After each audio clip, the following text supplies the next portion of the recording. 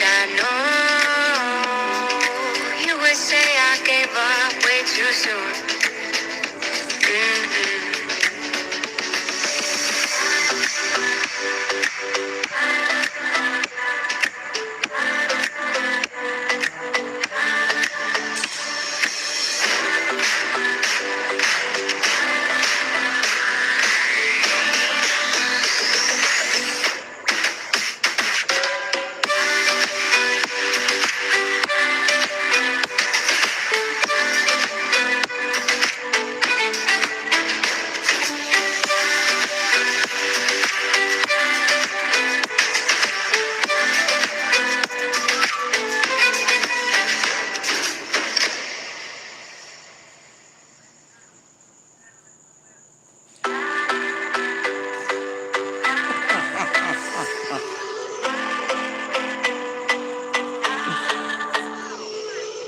Sometimes I say that I want you back, boy.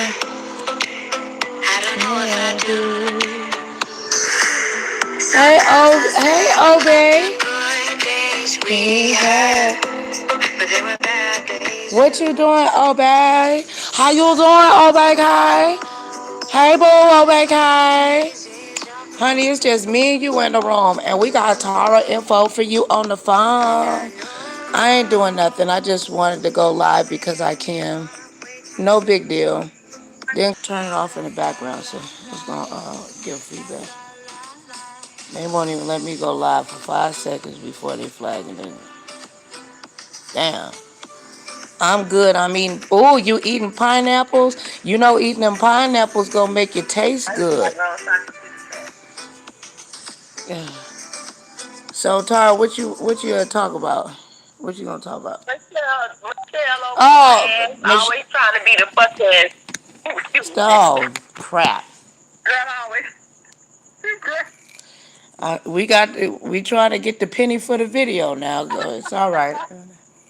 Never mind, you guys. I got kind of heated. Sorry. Wait, so you was about to drag Michelle Obama at 5 o'clock in the morning? I'm sorry. I almost got close, sis. I'm sorry. How you gonna drag Michelle Obama at 5? What time is it? Oh, wait, Girl, let me see. It's 7 o'clock over here. So that's even worse. You gonna try to drag Michelle Obama, Michelle Obama at 7 o'clock in the morning? You do not talk about the first lady like that. What's wrong with you? Cause she always doing something. See, she be making me sick, man. She be making why she be making you mad, sis? Obey laughing. She always want to be the face of black people, and it's like, come on now, you know what I'm saying? When y'all was up there on that podium and sitting on the hall, y'all was looking down on us. You know what I'm saying? Of course, you guys was black, and we knew you guys, you know, was royalty and all, so we had to honor you guys. But it was nothing y'all was really doing for us. And now you get out, you want to write a book, and you want to do all kind of other crap, and it's like, bruh, why you hate? You hate? Like a little dude. No, you hate. No, you hate. Now you know. She said, "Wait, Obey says she right about that." She's like a whole little dude over there. He's trying to talk. Where's Obama? Let him stand up. It's Adam before Eve, ain't it? Oh Lord. Michelle. Only time you hear him is when he hollering, talking about Joe Biden or Bill Clinton. Lord, we gotta pray for trying to lay low so he don't be in that Jeffrey Epstein book. Girl, ooh, Lord. If I show you the stuff I got, we'll talk about that, girl, because I don't want them coming and getting me at the front door, girl. They might get me for just mentioning it, but Michelle know that's not true.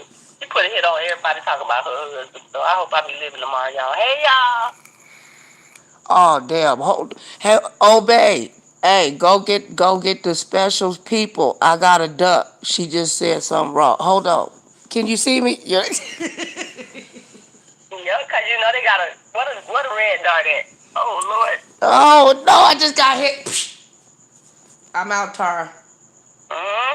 We got enough Michelle Obamas on YouTube.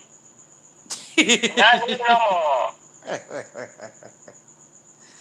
God, they be making me sick. Girl, Overrated women. people already think that I love Donald Trump. So we can't be talking. Cheers to I like Michelle Obama. She speaks very well, but no, they didn't do shit for the African American community. Exactly. In spite of all the shine. You know what I'm saying? Yeah, she did. She good a good. She can speak very well. She She's very well staged. But what are you doing?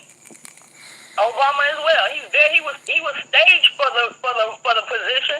He was propped up against the podium. Why didn't you do anything while you was leaning? I mean, ooh you could have reached over and threw us a handkerchief to keep us from sweating out here in this hot sun, dealing with all this political biracial,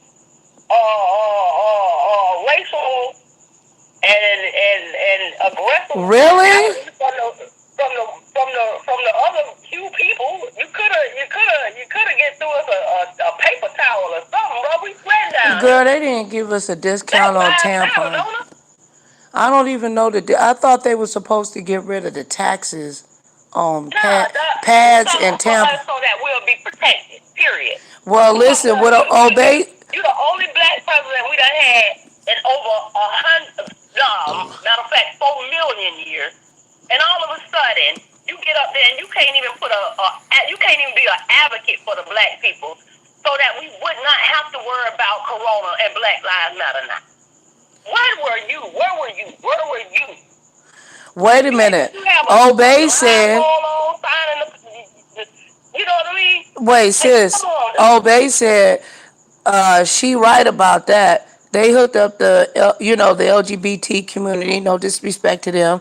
Obama let his daughter work for Weinstein. Look He at that. failed us, man. Yeah, he straight failed us, man. But then, wait a minute. Let me show his comment. I don't know. I'm not speaking from a standpoint of bias, being biased or nothing towards him, but at the end of the day, you know what I'm saying? I'm speaking from a standpoint of political biasness. You know what I'm saying?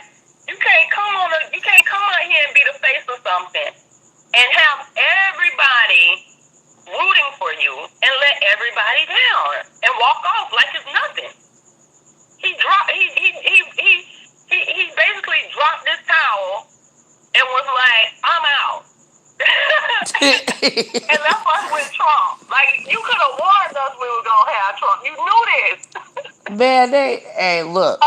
But listen though, I know Donald Trump is what a lot of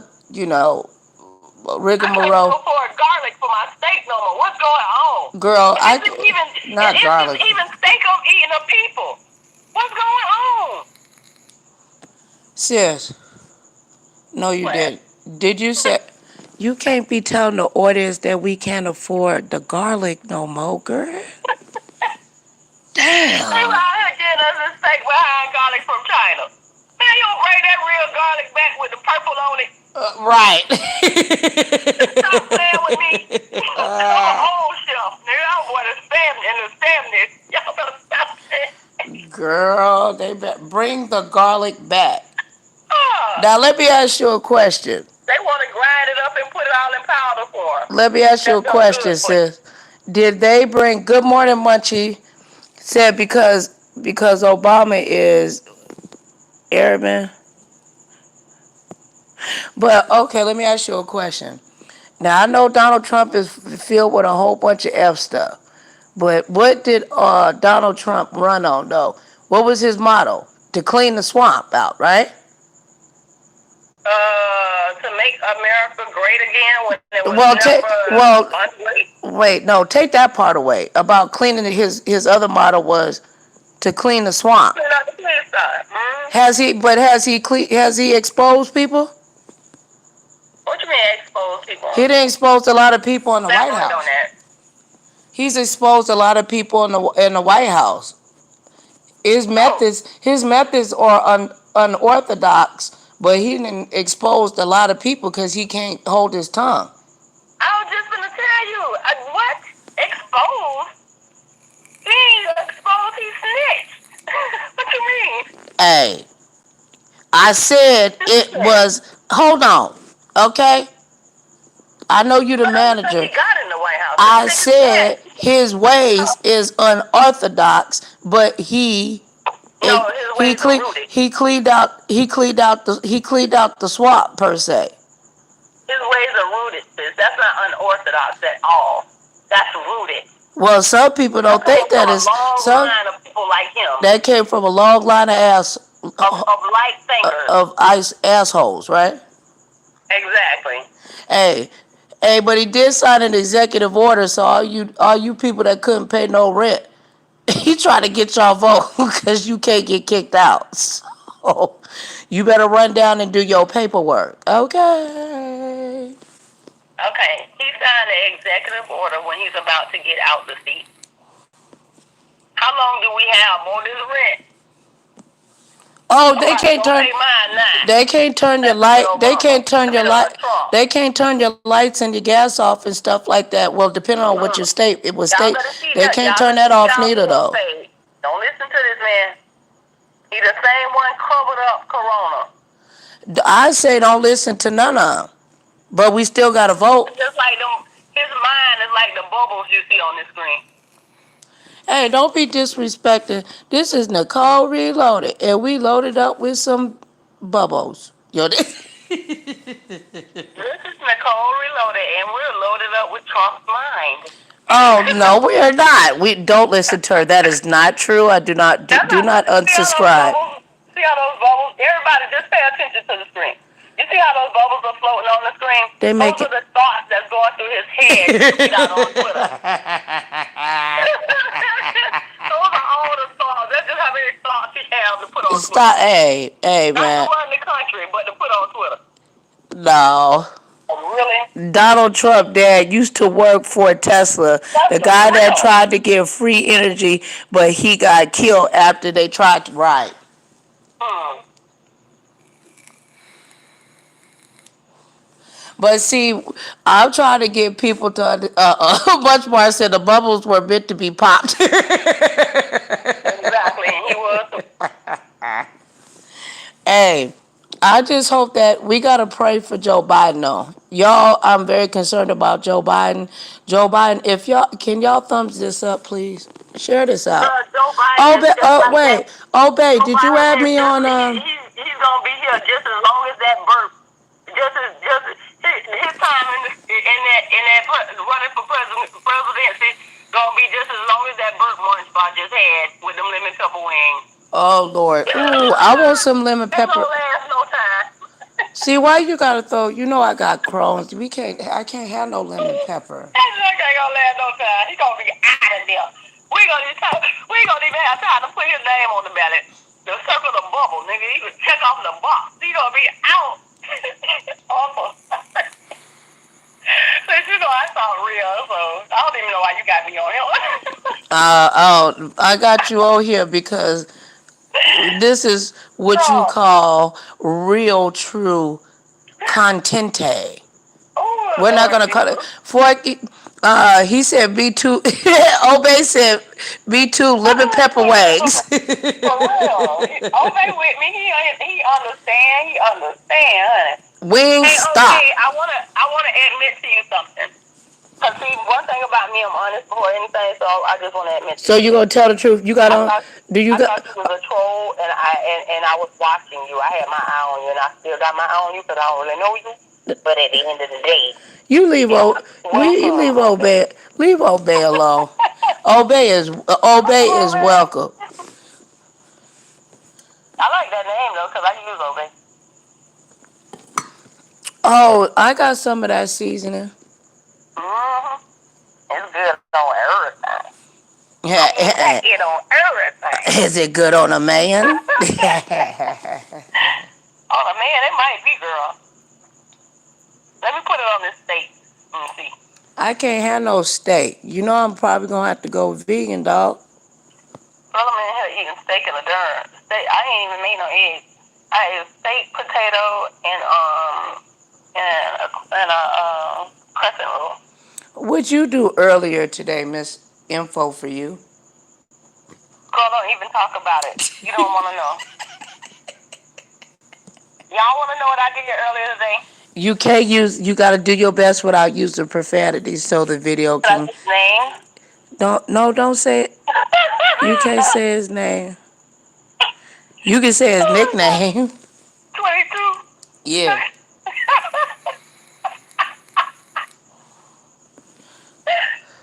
Hey guys, I don't want to know what I did today. I went and I stalked somebody. I became a stalker today. I became a true stalker. After 20-something years of not being a stalker, I finally became a stalker. Can I get a congratulations in the chat? I am very proud of you. Thank you, sis. How did it? I earned How my did it? stripes. How did it feel to stock your first 22? Well, let's see. I can honestly say that I felt great. How many? It How was, many it was, curves? it was, How many oh, curves did you hit? it was really hard to do. I mean, the 22s, they move really fast. You know, you have to have a really sharp eye for them. If you don't catch them, you know, like Pokemon, you'll miss them. So, you know, I had to sit and wait and watch like a lion. Like a And, lion. yeah, I think I You, really enjoyed it. yeah, I know. I'm praying. I'm gonna pray. I'm gonna pray for you again. Um, did you? Thank you, Lunch Bar. Thank you. I appreciate it. Thank you for the round of applause, Munch Bar. Did you? Did you get That's right. You got to catch them any all, Lunch Bar. You any got to catch them all leaves? because they slick, honey, at 22. Any leaves or dirt or any? Did you leave any tracks? I was in the grass, and you know I ain't leaving no tracks, so I was good. And two, as I was out there, it started to rain, so I had to go duck out on somebody's porch so and lay real low, so it made it really intense for me. So you know, I mean, I was in camouflage and everything. I had my binoculars. You know, I was on the job. I was waiting How to many? catch them all. Wait, hold on. Slow down because we got to teach I'm the. getting excited. So you see now you know all my people. I Mr. YouTube. Man, you know Mr. YouTube and Granny Love. We know we ain't shit, so we all here for a good stocking story. You know what I'm saying? Like you ain't never stocked no. You ain't never loved Now, them. ladies, y'all know y'all done stalked You ain't somebody. never loved until you stocked. And I'm gonna tell y'all ain't never, and y'all ain't never. I'm gonna tell you something.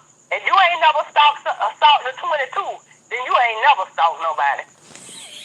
How many of y'all done stalked the 22? Just put 22 in the chat. Can I get a 22 in the chat? Granny Love said okay.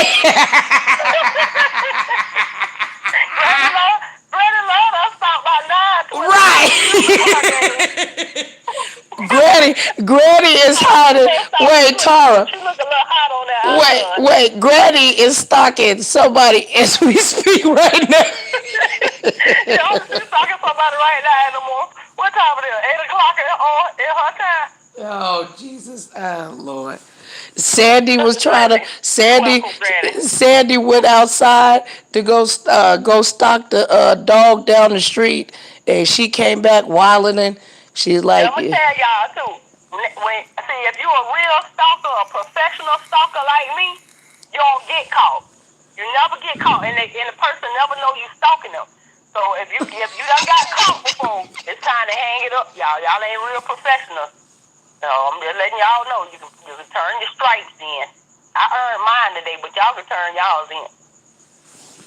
well, you gotta dip it low, and dip it low. How many curves? How many curves and innocent iguanas got ran over? Did you run over any? It's almost 8. It's gonna be 8 here, Granny. Oh, so Granny over. Oh, Granny, you in the UK? Wait a minute. Granny gotta be in the Granny Love. You in the UK, babe? Overseas somewhere. Yeah, you gotta be overseas if it's 1 a.m.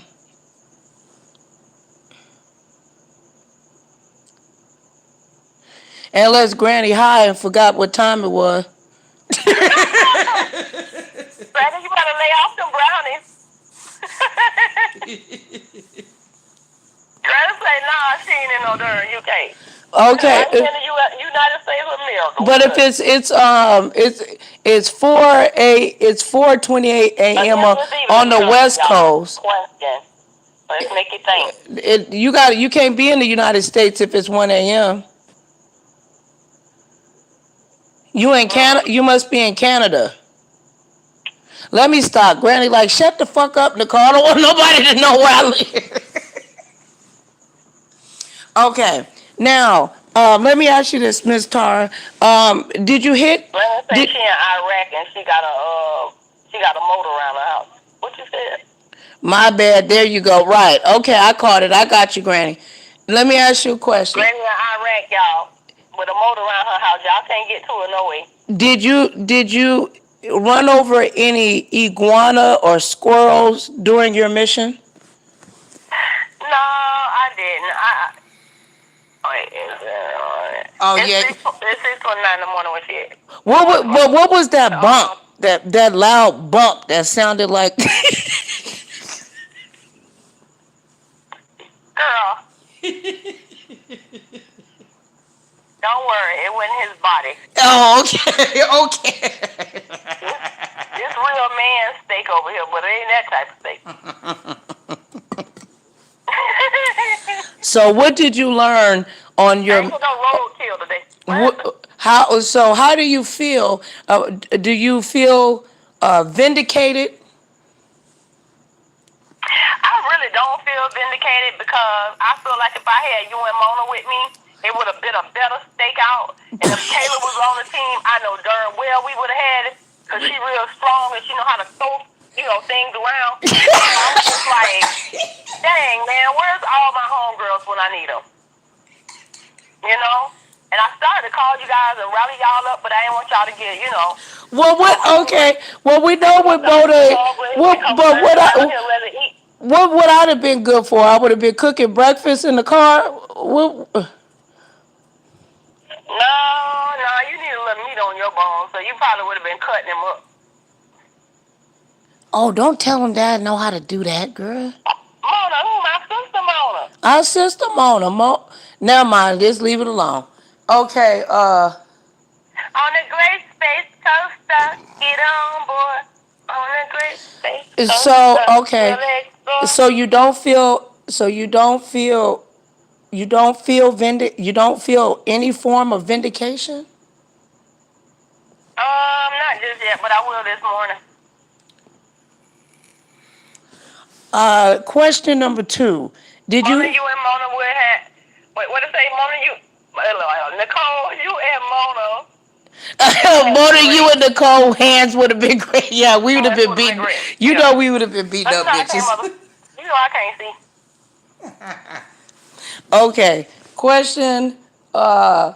Question number 2. Did you wear a shirt? I can't see. I can't read one of them. When you wore, what shirt did you think? What would have been on my shirt if I was in the passenger side? What you think? Blood. Damn.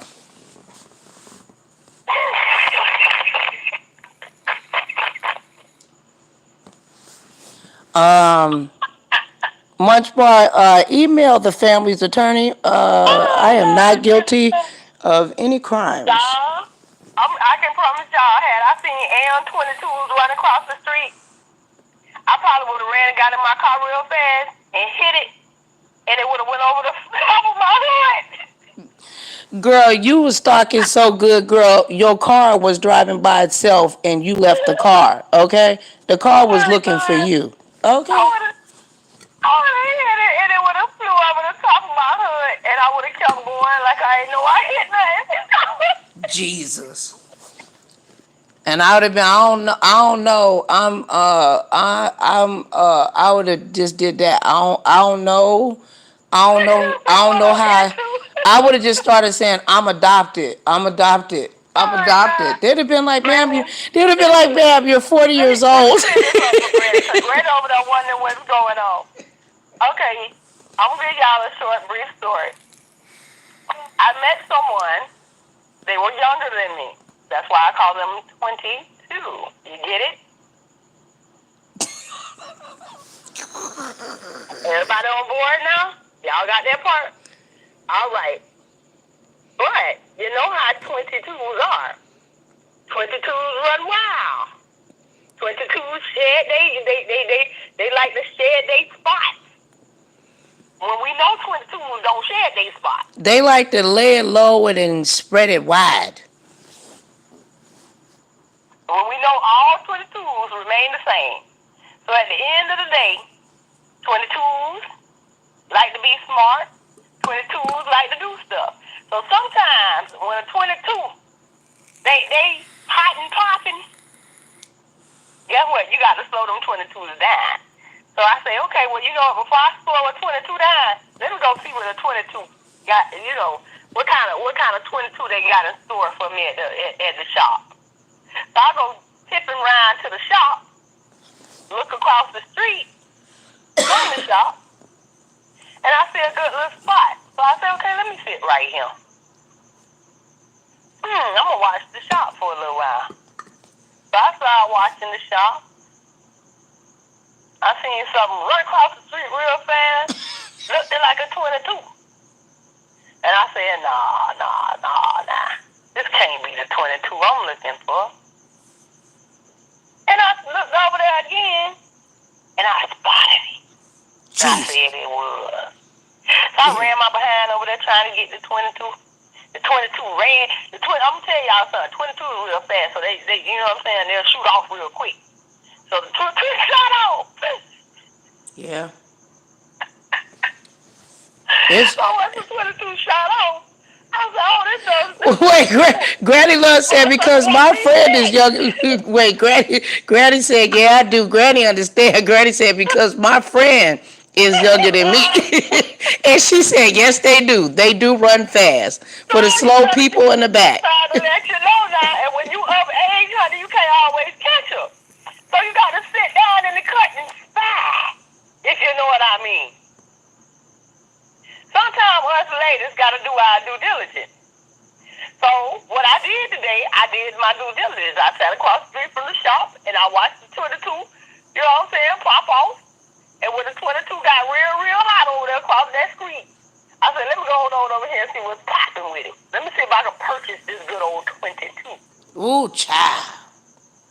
But when I got closer, I realized that wasn't even the goddamn 22 I was looking for. It was somebody else's. Over there. So I called the shop, right?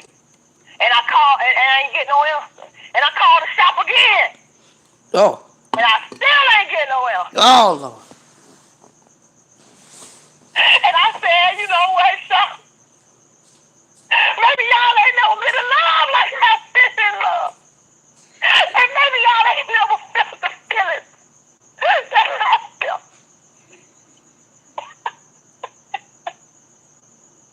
So I made the call again. And the 22 outside. And I said, 22, why your ass ain't called me all day, motherfucker? You think you sleep, don't you? And that's when I revealed, and that's when it got revealed to me that the 22 wasn't never over there all day. The 22 was somewhere else popping and hopping. And now I'm in the wrong spot looking for the 22. So when I find the 22 in the morning, I'm going to beat the 22 down with a rifle and show him who has the bigger gun. Ooh, it's not fair. It's not funny when the rabbit got the has the gun. Yeah. Exactly. So y'all following me. I just want to let y'all know how my day was. And besides that, I had a long day at work as well. I had to make the best of it when I got off, and I think that's how I did it. You had a long shift. What is it? I said you had a long shift. Yeah. And it still ain't over. It still ain't over because I'm on here with your behind putting in work. Hey, I mean, sis, hey, Granny, though. She Granny said you gave me a good laugh. Hey, Granny, though. Like, so I'm in the earpiece, right, in the mission. Brenda looking like she I forgot. G sitting on her chest. I know she know what I'm talking about. I felt like, hey, sis, Mr. YouTube Streets got me laughing. Wait. I started put Hey, I hey, went to Granny, put my and them tennis shoes girls, on them though. girls with all that back be thinking they be having problems. They don't know us with these 57Gs. We have more problems than a little bit. Yep, Granny knows. We ain't got to have no behind. But them 57Gs, you get them every time. I'm trying to I tell was you. just trying to figure out why I was putting on tennis shoes and grab my keys like I could drive all the way down there where you was at. Girl, see, I'm just blessed to have a little bit of both. And them 57G be sitting up too in my little shirt. Child, I be getting these 22s. I just let a 28 out of him. I was like, I can't do you, baby. Oh Lord, 5 in the morning, nigga, you at my shit like you got to go to work. In a few minutes, you was stopping by. Well, nigga, smoke this joint and be gone. Oh, Girl, I can't with these people. how you go from a 22 to a 28 that quick? Girl, I don't know. They just came about. That's the order they came in. In that order. Hey, Fly John.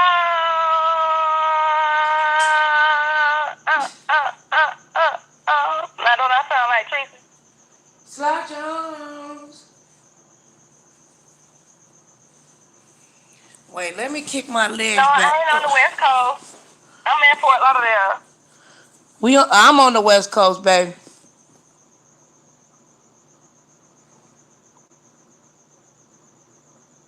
I'm just, but you won't tell me what that boom boom was though.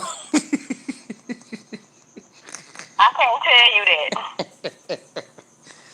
Okay. I better be glad you drive. Who better be glad you driving, Fly John? Yes, Granny Love. And where West is you Side. going? I'm on the West Side. He said, "You better be glad I'm driving." Early in the morning over there. Where you going at? Slide Jones going to slide somewhere. Hey, that's why his name Slide John. He be sliding, girl. He be sliding.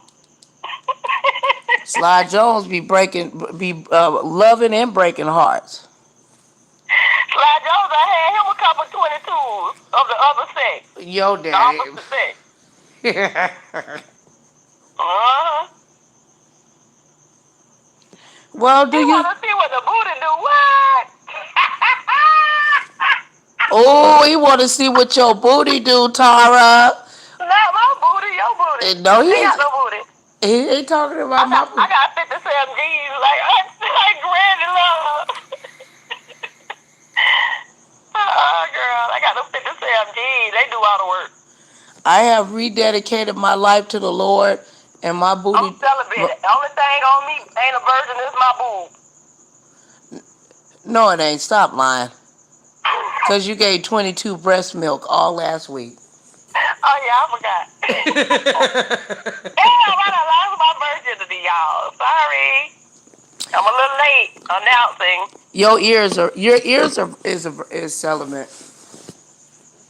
Girl, no, it ain't, because he had this thing in my ear the other night. I was like, no, So I when ain't he getting stuck, started now. so when he stuck his dick in your ear, did he say, "Baby, I'm trying to fuck you until you hear me"? Y'all, how you know? You had someone do that to you?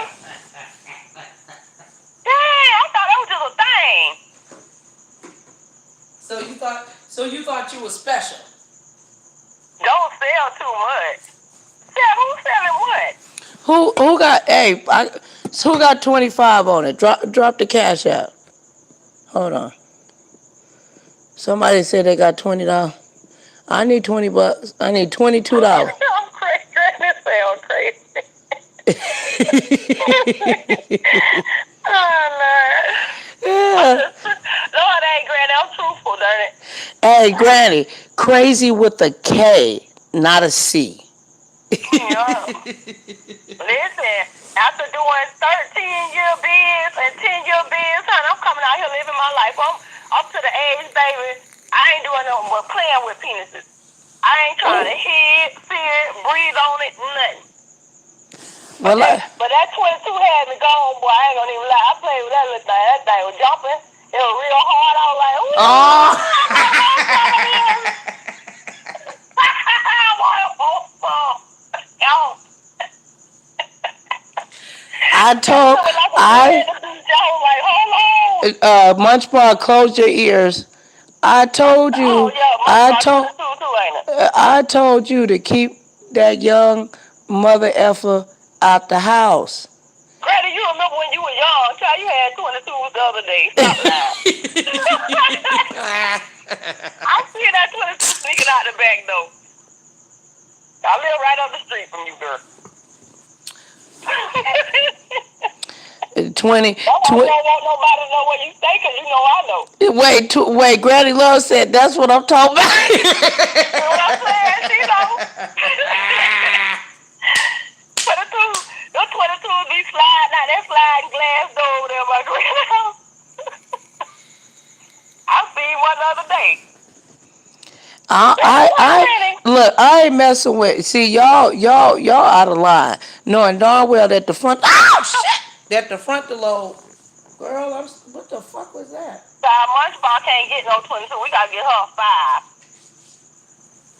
5. Girl, I be screaming, girl. I thought ghosts from Christmas Eat Pussy Pass just try to slide up on my leg, girl. Girl, you already know who that was. That was something petty. Ooh, child, stop. Oh Lord, Girl, they be creeping in, girl. They be creeping in, girl. They in the bushes. Oh Lord, the ghost of They be in the Dickmas bushes, girl. The Pass, ghost of child. Petty Pass. Oh Lord. So baby, how you doing tonight, baby?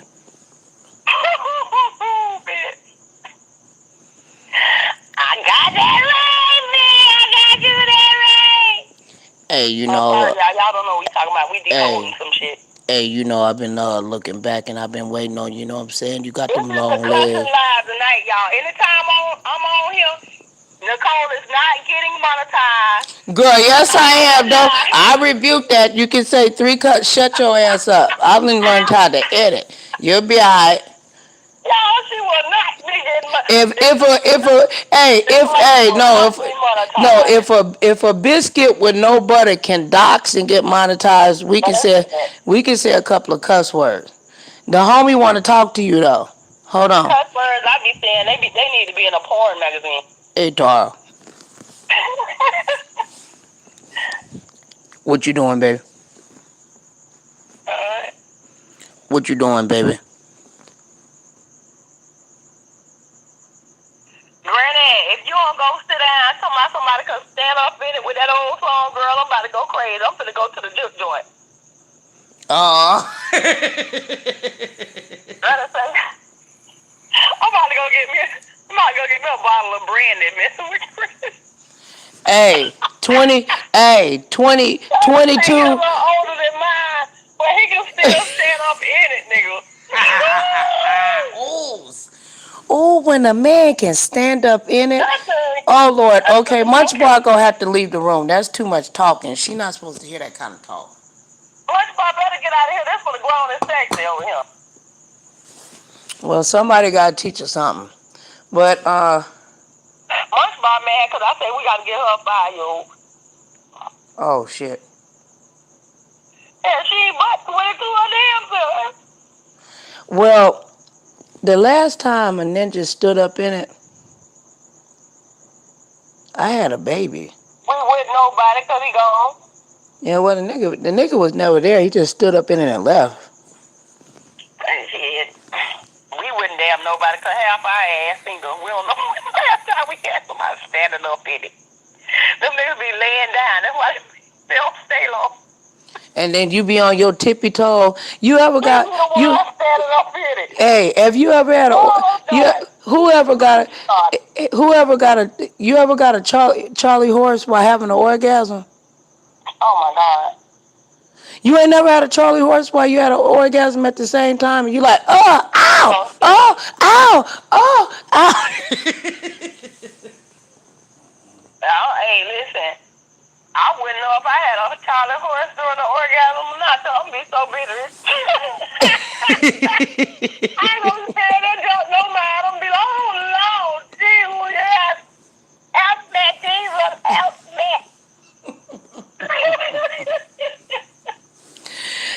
me. Make sure, make sure, make sure you have mustard by the side of the bed. Girl, and some water. I don't need y'all get rushed to no hospital around here. So much y'all dehydrated and things. Well, I don't know. I ain't had no. You know what I'm saying? You know, it's been a while for sis. I was trying to prepare the buffet, but you know, COVID kind of shut that down. You know. What you trying to say? The hell with us? What we prepare the damn buffet? I was shit. You see how big my ass is? That's a buffet, girl. I was gonna, I was gonna try to do. You couldn't get a raise or whatever. No, I can get down there and shave it now, bitch. I mean, damn, don't. Oh, somebody the COVID shut it down. I'm trying to figure out what went wrong. Shit, because it made me too scared to go get on that plane to go get that nigga. You know what I'm saying? Oh, okay. Well, you better tell me something. Because I'm like, what's wrong? Did the store shut down there? Man, nigga, I'm in love, man. But you know, I don't know what to do. You know what I'm saying? Okay, Granny. Sometimes it's so good to be in a daze, child. Sometimes, not all the time, but sometimes. I was ready to lay it low and how they say how the young folks say it, lay it low and spread it wide. Mm-hmm. And you would have got a call from Centennial Hospital, room 204. Nicole Reloaded is waiting for you. Tara, girl, they got some dick so good. Tara, the dick was so good, girl. They had to put me in the hospital for a couple of days, girl. You gonna come pick me up? I got a call from the damn county jail. Nicole Reloaded and in jail. She done killed this nigga. She had that 80 years. She done killed the man. I bust the windows out your car. The ambulance come pull Nicole off the bed. The man be flat on the damn bed like an airbag. Flat down to the ground. Call me breathing hard and shit. Pulling up her drawers. Talk about where my ass. You know it's good love when you say where my asthma pup at.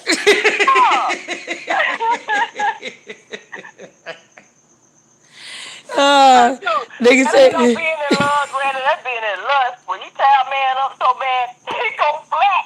Nigga, you want him a long time, baby. And then he get mad. Talk about what you trying to do to me, baby. Why you let me out like that?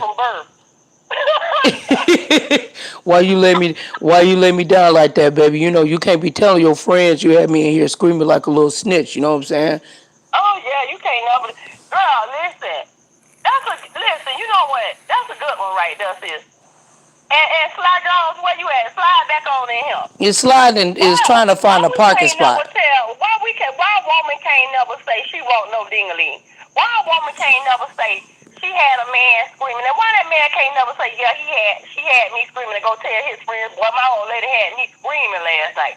Well, that's not manly, son.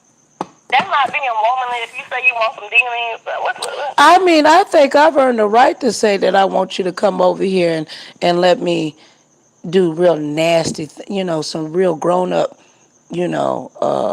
protective responsibility, freaky diggy things. I mean, if you scared, then nigga go to church. But a man want a woman that really can, he's supposed to massage him and take care of him, and he's supposed to say your name. Oh, Nicole. Because I done been in a long-term relationship, and I can tell you, when you in a long-term relationship, you love the person that you be with and everything, and it be good, everything be good and all that. But sometimes life takes over that. So you and your partner, y'all end up going separate ways when it comes down to the bedroom. You know what I'm saying? But when you ain't in those relationships, and let's say you single, and the passion be there. You know what I'm saying? Because there's nothing to damper that. You know, that's why it's most important that even in relationships, man, you continue to be friends and keep it lit. Well, you're supposed to don't let the if you don't let the fire go out, and it's important to have communication and say Thank you, Granny. and We love be. having you too, and we love you enjoying this conversation. I mean, ain't like if I think if we could just be honest with each other, like man, I love I know, making right? love. I like you drive me crazy, baby. I need what you got, and I got what you need. Now And it come should be over. vice versa, yeah. Yeah, why we gotta be afraid and ashamed? I see. I don't Hey, we want. should I say just something want to like, be with that's what make them, and that's one what men man, don't know. This what one make man. y'all, I'm gonna put them men down on something. Just listen up for a minute, men. For all the men that's listening to this conversation, I want y'all to know, if you ever look at your wife in a loving passion when you first meet her, continue to look at her like that to the day you guys, you know, be deceased or, you know, split or whatever the thing is. You know, because I'm going to tell you something. When a woman is not being looked at in that same manner, she knows. She knows, and she knows right off rip that you're not looking at her in the manner you used to. So please try to keep that flame. And the reason why I'm saying that is to say this. Because sometimes we get to the point where, like I say, life takes over, you know, the household. A woman's work is never done, like they say. And a man's work sometimes is. And it gets to the point where we, you know, by us being the caretakers of the household, we get tired, you know? Yeah. And we need that stimulation from our men. And if you're not stimulating us, and it's not really like, I know men, when men hear me say stimulating, they probably think sexually, but I'm not talking that. I'm talking mentally. You talking about If you're mentally? not stimulating us mentally, you'll never be able to stimulate us physically, even if we are your wives. Right. You see what I'm saying? You have to keep that flame lit. You have to say good things. Y'all have to share the gospel. Y'all have to Protect talk about. us. You have to talk about political things, values, viewpoints. Right. You have to talk about mental capacity things that hold her, keeps her. The things that y'all talked about when y'all first got together, what y'all gonna do? The plan. The things that you did before you had babies. You understand? Because at the end of the day, if not, you're going to lose your woman. That's how your woman end up going south. And then when your kids get out the house, I just want you to know this. Yeah. It's all time. Yeah. Enjoy that time together. Get to know each other because you haven't gotten to know each other while the kids was there. There was so much about the kids in the household to the point y'all lost, contact at some point. Right. Physically, mentally, and all that. And it's no stimulation for either one of y'all, and somebody's going to end up cheating. So if you don't want that to happen, pay attention. Be attentive to each other, man, and be available. The woman too, though. Women Stop can not being available for shut your spouse. shut down, but women just don't shut down just off of something had to happen. You know, I mean the queens I know that they down for the long haul. Like if you mind, can't no dude come in and take this good juiciness from you, man. It's all yours, baby, all day.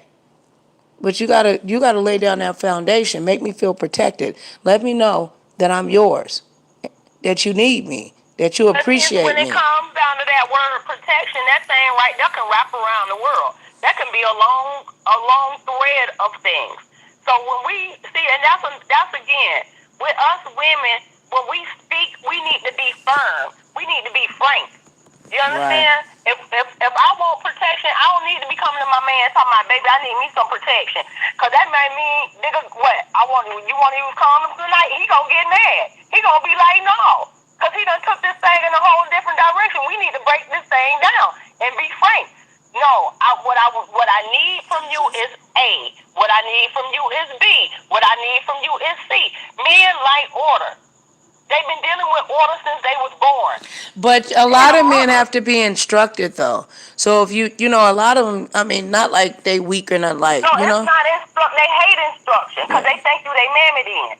They like order. If that shit 1 and 1 don't make 2, it ain't gonna make no sense. They Well, but let me compartmentalize. ask you something. If a man is in love with you, can he go days without calling you?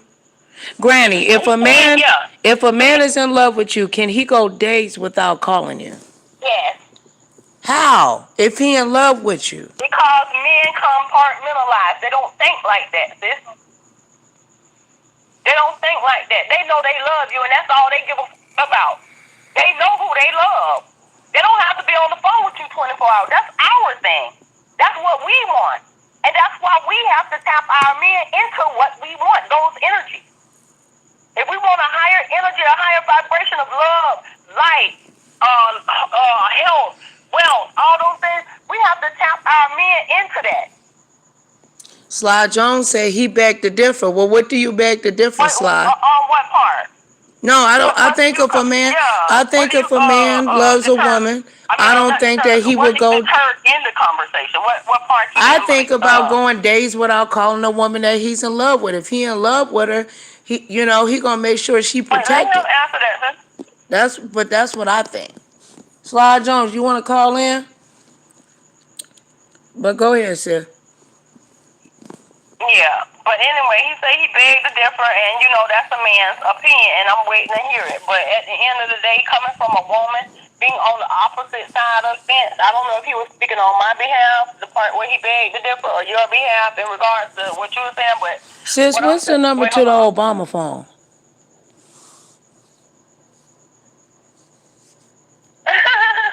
Okay.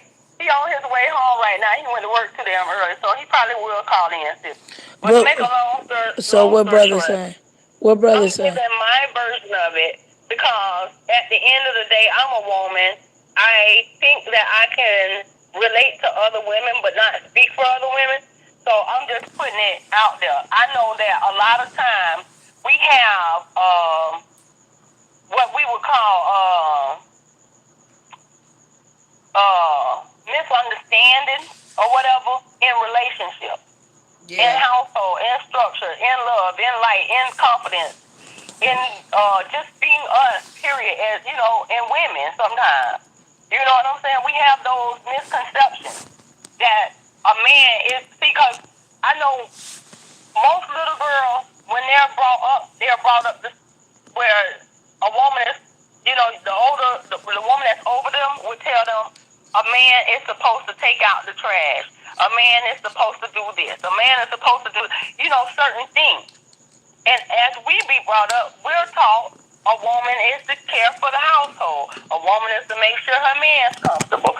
When he comes home, make sure his hard day work don't go in vain. Certain things, you know what I'm saying, we're taught. So what I'm stating is this. If I'm being taught all these things, that means, if I'm being taught all these things, put it like this, if I'm being taught all these things, and I'm coming to find out in my own experiences that some of these things differ in the ways that I was taught, then that means I have to bring forth my own, I got to break my own generational curses and bring forth my own ideologies when it comes to my love and creating my happiness in that. You know what I'm saying? And my peace in that, in love. So I think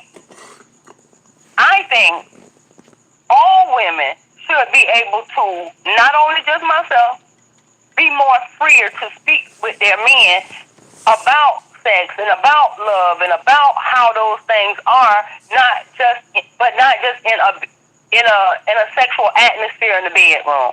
If y'all know what I'm saying. Because it seems like the only time we get to speak on how we want somebody to beat it up is when the nigga in the bed beating you up. Right. Or the brother in the bed beating you up, or whichever type of dude you got beating you up. You know what I'm saying? Whether it be aggressive or smooth or whatever it is. But at the end of the day, when you out the bed, it's hush. We ain't talking about that. But then you got some men like to talk about it. And some women don't like to talk about it till they in the bedroom. You see what I'm saying? So we have to learn each other, man. Therefore that balance is created. And we all can speak clearly and basically get to know each other and fall in love again, man. But you go ahead, sis. You can carry that if you want to elaborate on it. I don't know.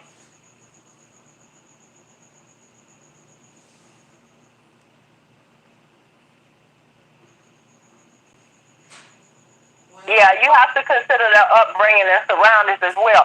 But this is what I'm saying, though, Granny. I don't care about a person's upbringing or surroundings. They are true indeed. We got to consider it. But we don't have to lie on it. We don't have to put all our eggs in one basket on it and take it for face value. Because at the end of the day, what we are, it's like this right here. My mama might not have taught me to take up for myself in school and fight the bully if he picked on me. But my peers might have shown me and taught me. When this bully run up to you, you knock the hell out of him. You see what I'm saying? My mama might have taught me to walk away and turn the other cheek. You see what I'm talking about? So it ain't got nothing to do with my upbringing. It's what I believe in. And my structure and the way I want to ground myself. You know what I'm saying? So that's why I'm saying for us, if we want to bring forth a level of understanding. Is that you beeping? Is that you beeping? No, we straight. I don't know where that beeping came from. Go ahead. But yeah, I was saying if we want to bring forth a level of understanding when it comes down to relationships,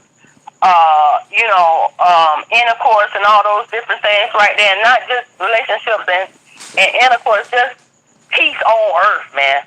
We have to all understand each other. We have to follow each other. We have to communicate, not just on business level in relationships and think that everything is structured around paying bills. But right. It has to be an open line of communication when it comes to love as well. Being down, right? Down for the cause? No. But no. I feel like if you either you're in it or you're not. Granny, what you say? No, you don't. Why you say that, Granny? I feel like either if you with me, you with me, and if you ain't, you ain't.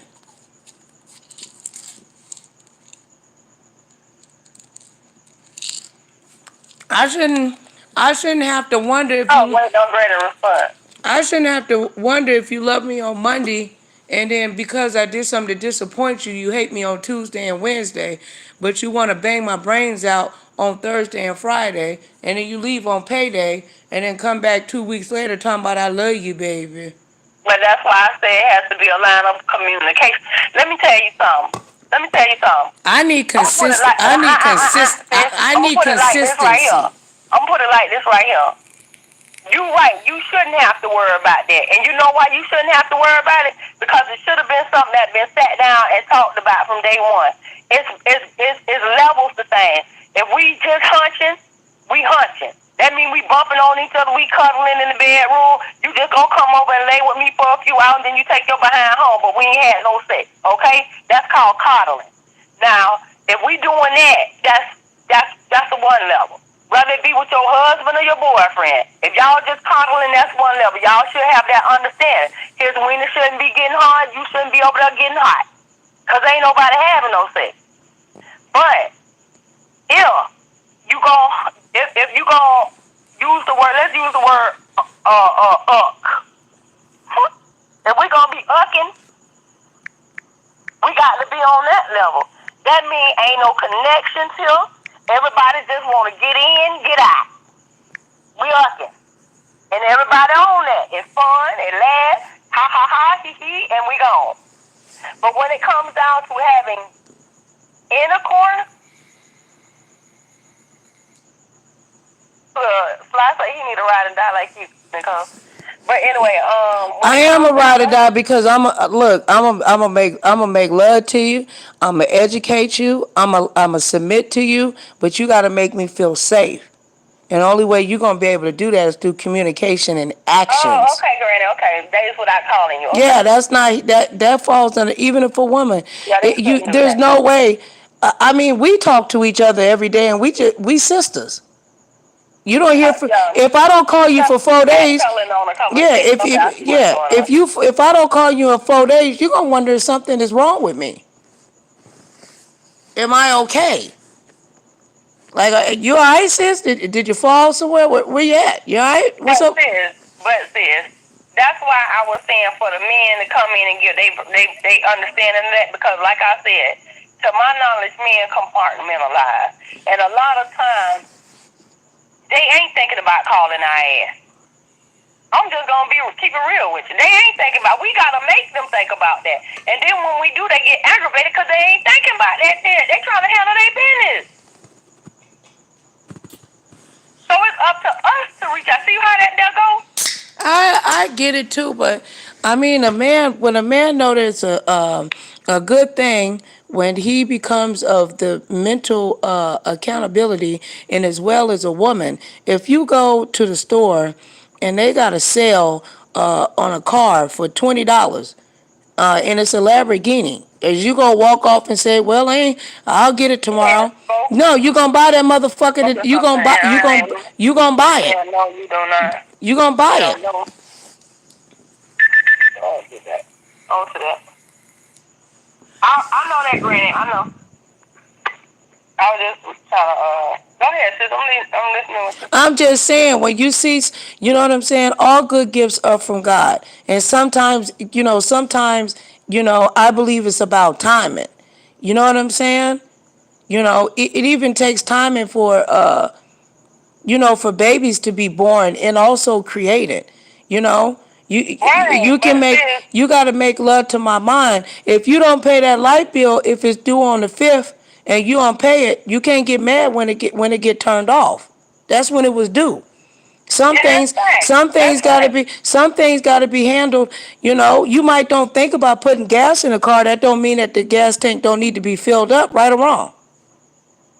But what I'm saying to you is back to the factor where I was saying why we can't speak up to say what is what Right. is the But woman let's say that is you do, right. That's but let's basically what say I that was you do saying. speak up, and let's say that you do most of the calling, but then you're gonna think that you're chasing.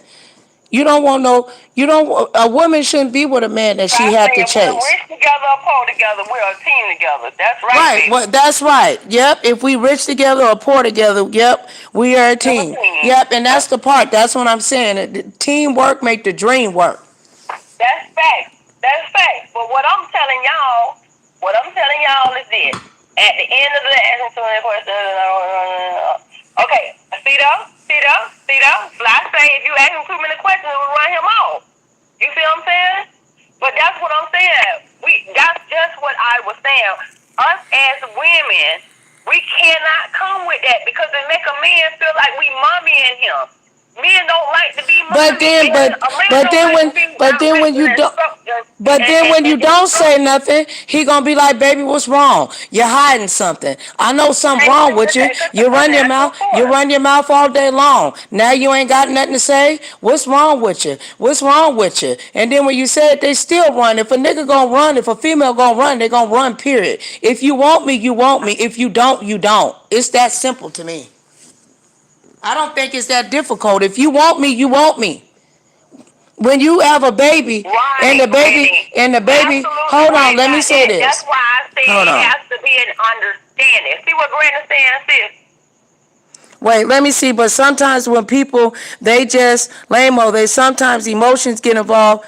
Yes, and I do agree unintentionally, because I also think it has to do with culture. It has to do with I do agree that it has something to do with the way you Everything were isn't raised. black and See, my white. That's parents were right. my parents were married for 50 plus years. My daddy called my mama every It's day. not that He difficult. he called her in the morning, in the afternoon, and before he went to bed, because he was in the Air Force. That's the only But way you, they had to communicate. But that, to me, that's what I think is normal. I think it's unorthodox for a man to go but days you see how without. Sly Jones just said everything ain't black and white.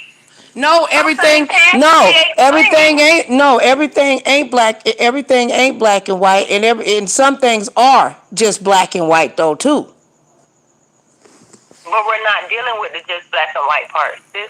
No, what I'm saying, it This is can. what I'm I'm telling you. saying A man knows what he's supposed to do for a woman. We don't have to hold expect on them to do though. nothing for us. We have to make them want to do those things. But how? But how? If a Right. man wanna, Women. when a That's man the wants a, one. when a man That's the wants a, one. when a man wants a woman, he will go from hell to high waters to That get her. we are. No. What you mean? And When if a a man man gets wants something a to do what he woman, got to do, nope. then he need to go compartmentalize somewhere That's what I'm else. saying. That's what I'm trying to say. It's not going to be complicated. When a man loves a woman, he going to do what he got to do to Simple, be there for her. Even if she is crazy, it's somebody for everybody. He going to love that crazy woman. See what Sly Jones said? This a man. He say love is simple, sis. Right. So love It only is becomes simple. complicated when a motherfucker don't know what they want. Through all the drama, dog. No, what I'm saying is it only becomes complicated when a mother sucker don't know what they want. Right. They go to thinking you're trying to make them do things or manipulate them in a type way to think, or coerce their mind in a certain way. No, that ain't what you're trying to do. Yes, and that's true too. Yes, that's true too. But also, that can go vice versa though. But sometimes we can be too possessive and push your man. Yes, you can. That's why you have to find a balance. That's where communication comes. You know what I'm saying, baby? How many times you like to have? Hold on, let me just give you an example. How many times, baby, do you like to have sex a week? Oh, well, I want to hit it, every day. Okay, well, that's kind of unrealistic. Our body can't handle it. That shouldn't even be a conversation. It should be a conversation because it might be a man that want to have sex before he go to work every day. That's how he get down. The only man you should be having that conversation with is a nigga who ain't yours. Period. Because a nigga who yours, you ain't even having that conversation. Because anytime that nigga jump on you, touch on you, you gonna know what's tea. And if you ain't receiving that, that man gonna know what's tea. And he gonna say, my baby ain't with it today, so I ain't gonna force her. Yeah, but no, sex is one of the second things, the reason why divorces happen. And the reason why is because women don't communicate what they want and what they need. And a lot of times women are laying there and taking dick that they don't really want that day. That's why 70% of women don't have orgasms until they're in their mid 30s and 40s. Girl, no, the science is behind this conversation right there. And they don't have people like us that teach them. Mm-hmm. You don't have to do that. You don't have to do that. If you're laying there and you're not, your body is not opening up, budding to this man, that's not the man you want to be with anyway. No, that's not that. No, because you can't say that because people have issues. What if the man has diabetes? What if the woman has a medical? No, because people can get sick later on in years. That's not fair. You know, a person gonna love you if they willing to wipe your ass. That's what my daddy said. You'll know if a person love you if they willing to wipe your ass and clean up your throw up. Be with him right then while he wiping your No, what I'm saying is eventually things change. Eventually beauty changes. No, hold on. Eventually you get old. Eventually you gonna get wrinkles. Eventually a man can't fuck a woman 6 times a day because his dick ain't even physically capable to do it anymore. These are things that are important to communicate. Right here, Granny. I'm just saying, sis. Sis, what I'm trying to see, you taking it to a level. No, because that's hormones do change. That's what I'm saying. So you can't say that. Communication about the. When I say that ain't the man you want to be with, stop taking it face value for what I'm just saying.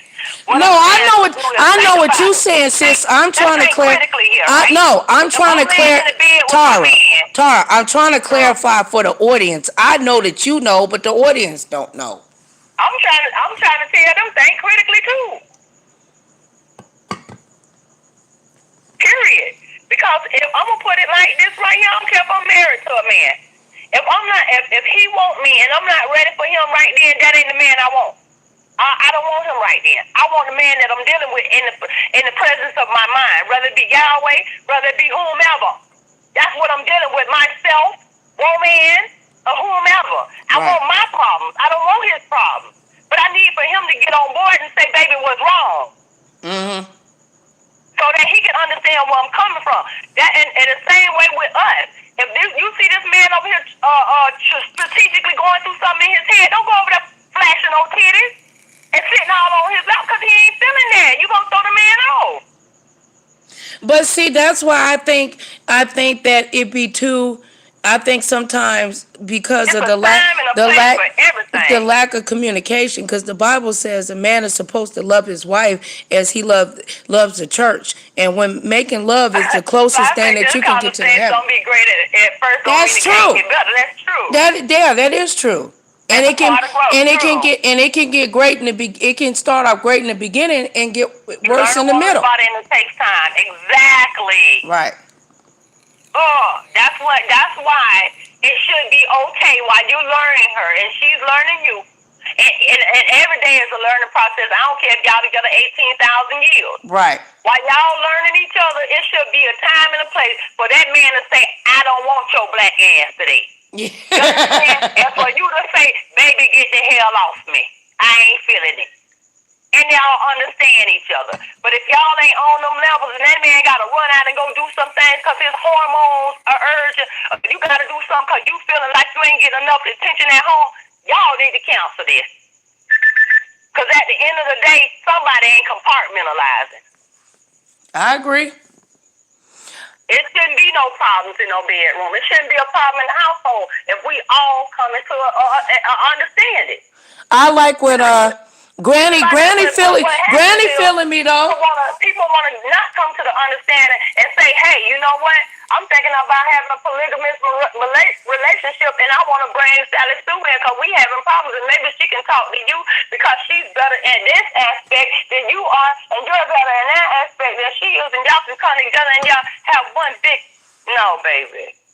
She don't even know her, and she don't know her, and you don't know you. Why we all in this house together? See, and but it goes all the way back though, sis, to what I'm saying is communication. Some, you know, with some. Don't say y'all to make a power couple, Nicole. He understands this. Sly Jones over here trying to cake the you. Oh Lord, he caking. So please pay him attention. Sly Jones though, I love him. Well, he gonna have my man. My man gonna break up with me, Sly Jones. Now you gonna have my man. He gonna dump me now. He already dumped me twice now. See, that's the thing too. He was raised in the military family. Yeah, I know that. Yeah, military relationships. They're ran on some form of a structure in a foundation. Like it's ways that things go. I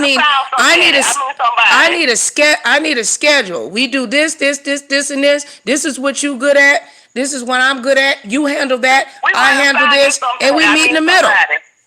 No, but what I'm saying is because I think that we complicate things. Why am I going to tell the husband to do the child's hair knowing he don't know how to do it, or vice versa? Maybe he know how to do hair and I don't, just because I'm the woman. Maybe he know how to cook breakfast better than I do.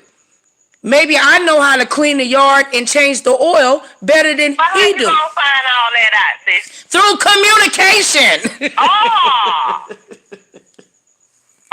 And being submissive. You gonna communicate. You gonna and being submissive. You gonna wait you get out there and go to changing your own oil and realize you don't know the hit you doing and call your man and say, hey baby, I'm so sorry, but I just messed up the oil. Could you please come change? Well, yeah. And if he do, and I don't want him to be ashamed to say, baby, I tried to change. This week I need the oil change.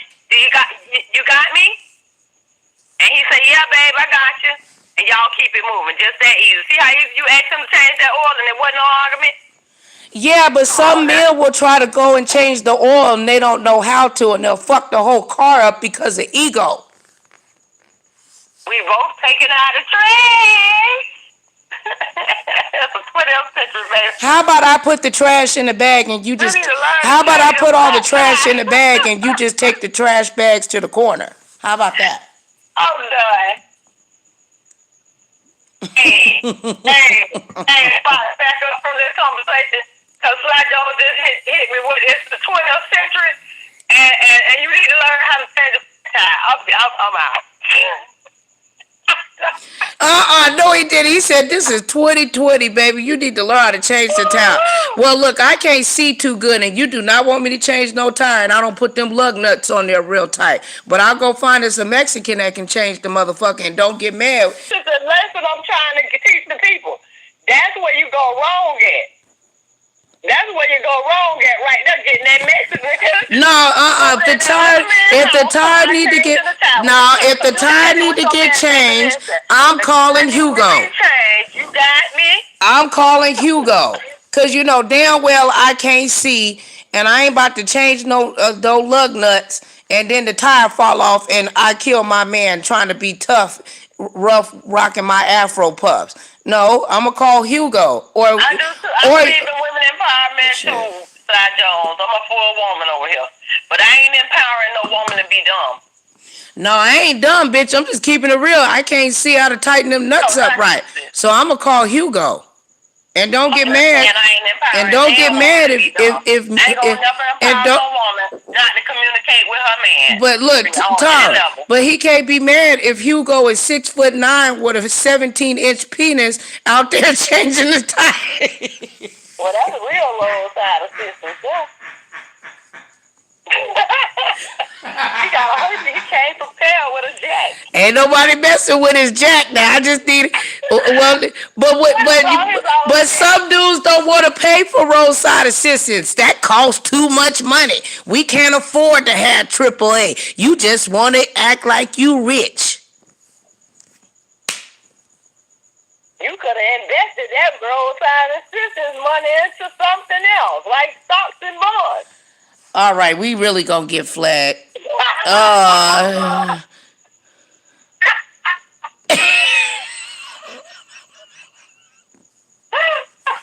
It's time for a music break. I fucking bitch. Music break. I'm done right now. I am really done. You're fired. Read Granny comment, Nicole. No, hold on, Granny. Hold on, Granny. She made my stomach hurt. Let me gather myself. Hold on. She throwing shade, man. You would say I gave up way too soon. Wait.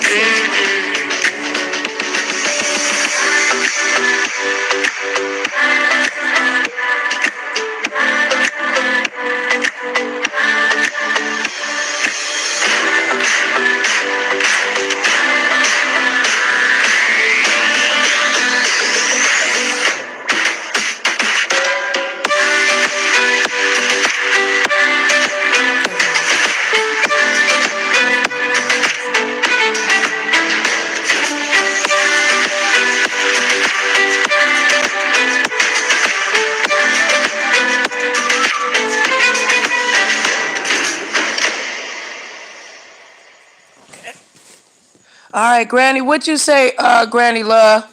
Repeat your comment, Granny. I can't see it.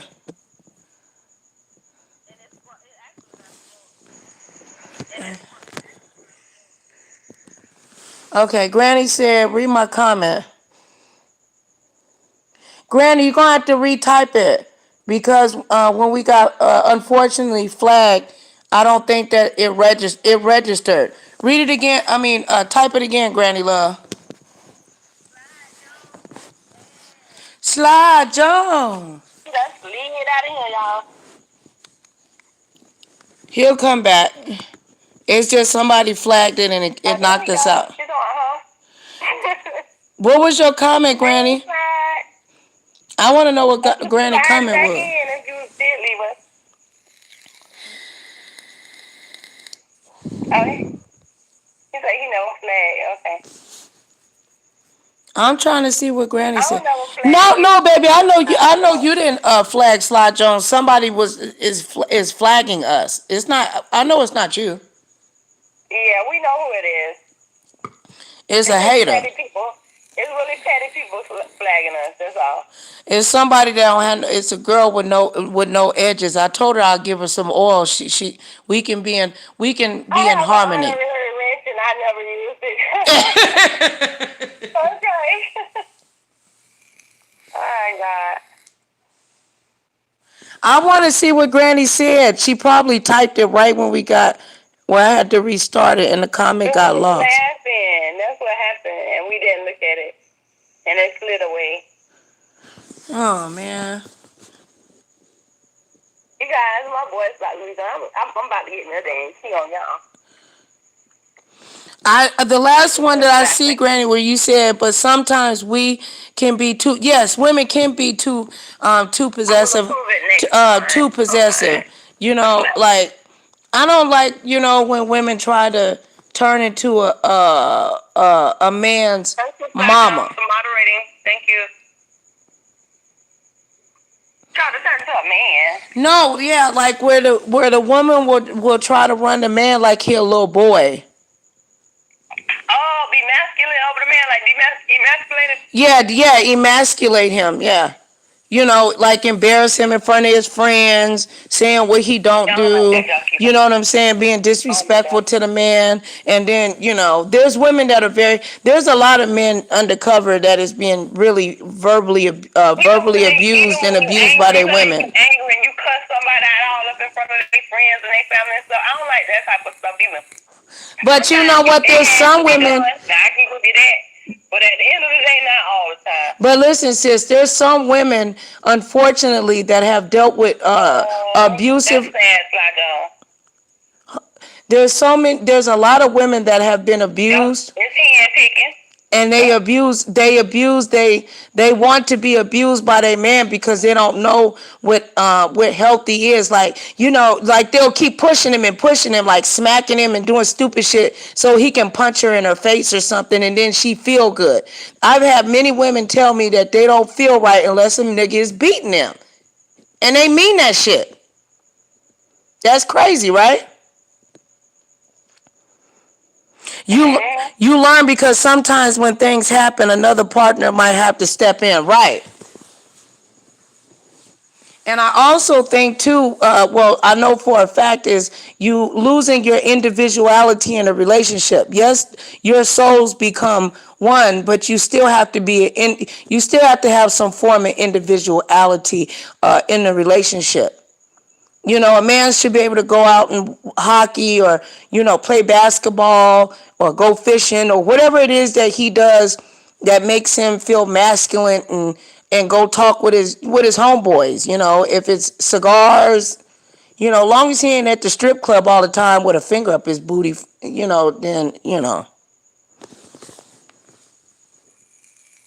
got that right. And then also too, because roles can change. Things happen in relationships. The relationship can be fine, and you can lose a family member. Grief can cause a relationship to sever if the foundation and the communication is not there. People change when they lose loved ones, and you don't know Like grief. John said, You he met women who wanted to be in a relationship with a thug, and then wanted to decide that they want a good man and wasn't even ready. right, but men do the same. Again, But men do the same thing. ego and pride are two things that will kill a person. You got that right. Both of Right. y'all got that right. You know what I was reading, y'all? Tell me, Granny Love, if this is probably too far. Don't you think sometimes the woman and the man, what we were talking about the other day in the other live, where I said, I think, because me and my daddy be chopping it up, that people be trying to become baby demigods. You know what I'm saying? Ego. And then you got friends and stuff that you think are your friends and like, well, well, just put negative stuff in your head about how they nigga ain't shit, how he gotta be cheating, so your nigga cheating too, and they arguing, so now you supposed to argue with your nigga. We not all in a relationship. Like, if you and your dude arguing, I shouldn't accuse my dude of cheating because my sister dude is cheating when that man don't deserve that. That's what I'm saying. You gotta be When I was in my careful of that kind of don't stuff. cut y'all, right? When I was in my long-term relationship, my last long-term relationship, I used to have to tell my person then, whatever you want to call them, my person then, I was telling them, listen, stop letting every time you step out of this household and get involved with somebody's conversations or arguments or whatever the heck be going on out there, Stop bringing that junk back in here, because it seems like every time he went, and tried to intervene in somebody else's problems, when he come back home, it be a problem between us. It's like, you right, they carry that energy. Yeah, it's this transference of energy. And they're vampire suckers. You ever had you know what, I had a old homegirl, right? She'll never come over until I get a man. And every time my new dude will show up, this bitch, no, I'm saying every time I would get a new dude, this bitch always knocking at the door trying to come in and kick it. And my mama said, why you let her do that? She doing that on purpose. You know that, right? She has a disruptive spirit. She wants to rid you of your man. Why is she coming over there with wine and liquor and want to hang out all night? You supposed to be in there making love to your man. You ain't gonna keep him. Why is she over there bending over, acting like she picking up the baby's toys, trying to show your man her camel toe? But see, that's what I'm saying. We can't let certain things be a generational curse. We have to figure these things out on our own, because we can be messing up a friendship, thinking, okay, well, this girl is trying to do some stuff to be slick, and it really ain't. You see what I'm saying? Yeah, but respect. If I don't never come over your house and all of a sudden you get a man and I'm showing up every single day, just all out the blue, something ain't right with that. Why are you over here every day? You ain't never came over before, and then when I'm single, you gotta have a critical mind. Right. You gotta think to yourself and say, well, hey, is 1 and 1 equaling 2? Right. 1 and 1 ain't equaling 2. Then you know it's a problem. That's just common sense. But it's dudes that do that too, though. That be cock blocker. Well, you know them bitches ain't, Wait, hold on. You know, man, if it's too good to be true, if she cooking for you every night, my nigga, she putting blood up in there. I wouldn't be trusting that bitch cooking for you every night, my nigga. You starting to change. You ain't on the block no more. Why you knowing darn well that your woman ain't putting no blood in it, and you, because you sat there and prepared the food, all she did was flip it in the damn pan. You put it on the plate, but now you paranoid. Now you're praying. This bitch got you praying every day, my nigga. You turn it into a simp. Come on, let's go to the strip club, man. We used to go to. You can't go to the strip club every day, and you got a woman that's hoe. I'll be your freak, nigga. I'll be your stripper hoe tonight.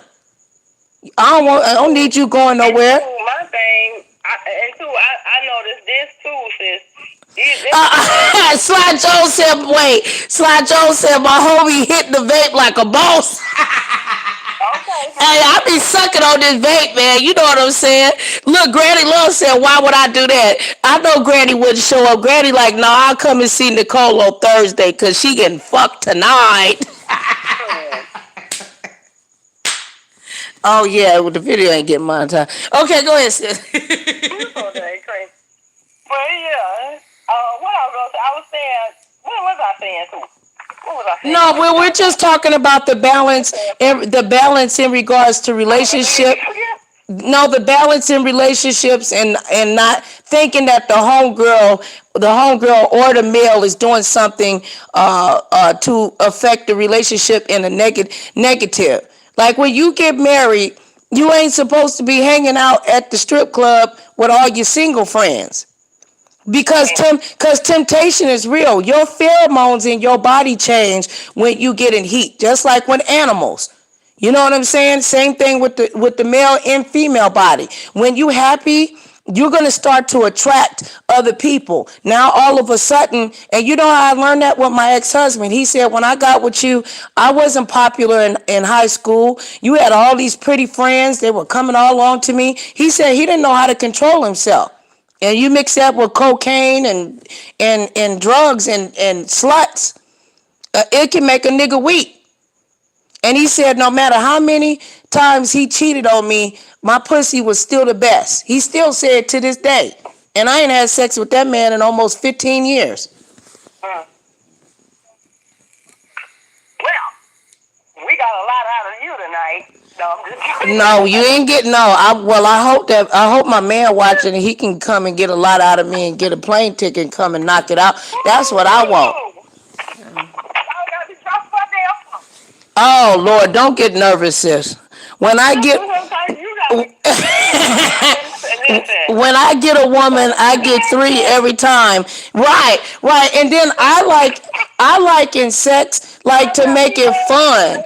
I like to like in sex though for real. I like to like role play because you're not supposed to let the fire go out. So if you want me to be a nurse on Monday, a nun on Thursday, you know what I'm saying? You want me to be the Catholic girl, meet me at the bar. I don't have no panties on, and you playing with me while we gambling, and don't nobody know you playing with me, and I gotta keep it straight. I'm with all that freaky ass shit. So I don't even see why a man would want to even cheat on a woman like me, man. Cause I'm loyal. I ain't gonna give it to nobody. It's yours. But you gotta make me feel. But you gotta make me feel. I'm referring to me. You gotta make me feel safe. You don't make me feel safe, then you know.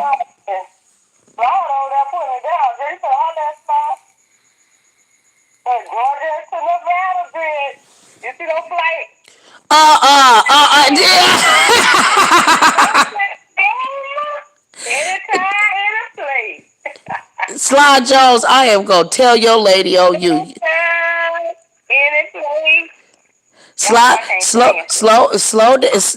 Slow down, Sly Jones. You know I'm in love with that ninja. Sly Jones said I'm getting a ticket. Oh, Granny Love said she belting. Wait.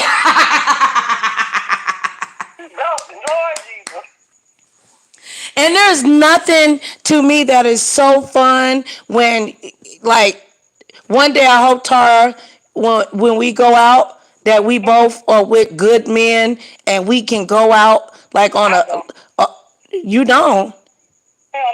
Why? That's fun when you go out on double dates. That's fun. I wish we can take the ass to a movie. Girl, you just want me and you to go to the club and turn up. And eat some sit at one of these restaurants and have some damn drinks and get drunk. Cause I ain't got time for the booty. No, that's what I'm saying. Like go out, like they have couple resorts, and the men can go and play golf and talk about if they like to play golf or whatever it is they want to do. Or whatever, and they have like men massages. You can do like relationship yoga. It's all different type of stuff. It's so many things that you can do. It's time to live life, man. I mean, shit, we in our 40s, man. It's time to like really live. That's why a lot of these people on here arguing and cussing and spitting and doxing and doing. Ain't nobody. If you got a man that is licking you from the rooter to the tutor and knocking your back out, you ain't got time to be thinking about doxing nobody. I wouldn't mind doing something with the guys. I wouldn't. I ain't gonna. That would be so much fun. Doing something with the guys. Like even going to church, like a church or a relationship, like journey and talking about like that shit is like it makes you grow, yo. My parents used to do that shit, man. And they were together forever, man. My mama just passed away. That's just all that was. They would still be married today. They argued and fight. I'm not saying that they didn't, but they never left each other and they never cheated on each other. Not to my knowledge, When you got decent parents, it makes you put the petty shit down. The petty shit. When you have a decent partner, it makes you put. Oh shit. Oh, partner. I said parent. Partner. It makes you put. I'm busy trying to read. See, if you know what I mean. Don't read. I love partying with women, hard legs trying too hard to compete and be a-holes. Right. And then relationships, like a relationship ain't gonna work if you don't trust your partner. You know what I'm saying? Like, Why you can see stuff on the screen I can't see? Cause there ain't nothing on the screen. because I have more. I don't. I have to have more than one device to actually see, sis. Oh, okay, I see. Okay, okay. I'm slow. Okay. No, you're not slow. You in a different state and stuff be held back and stuff like that. But um, what I was gonna say is, I think that we let our egos get in the way. I've allowed my ego to, especially when you ain't been in love in a long time and you get nervous and shit and you end up saying the wrong thing and saying, "Oh, I don't care if you ever call me again," knowing down, and then the next day you scratching your head like, why I say that shit for? Because you don't want to get your feelings hurt. Why can't we just be real and be like, baby, I want to be with you for the rest of my life, and I want to make love to you every time. I know that might be unrealistic, Daddy, but shit, man, you walk. I just want you to talk with me, man. Okay, Granny Love said, tell me about it. I have experienced that in my lifetime. Friends of your old man with the negative, right, with the negative bullshit, or either girlfriend with, right, with the, and these are people that are jealous because they want what you want. These are the chicks and the dudes, when they get a woman, they don't never call you. But as soon as they get dumped, and if you got a new dude, or they are blowing your phone up and they get mad, a disruption. That's why I try to tell people, pay attention to the facts and in the history of life and experience, and utilize that to better your future relationships, because your friendships are important too. They're another form of a relationship that helps you grow. As long as it's a blessing and not a curse, you utilize that, because there's things that a sisterhood can give you that your husband or man can't. He can't understand period cramps the way your sister would. He don't bleed. Just like the homie ain't gonna understand that a man might need to take Viagra. They not gonna know that's some men stuff. They gotta deal. You know what I mean? Yep.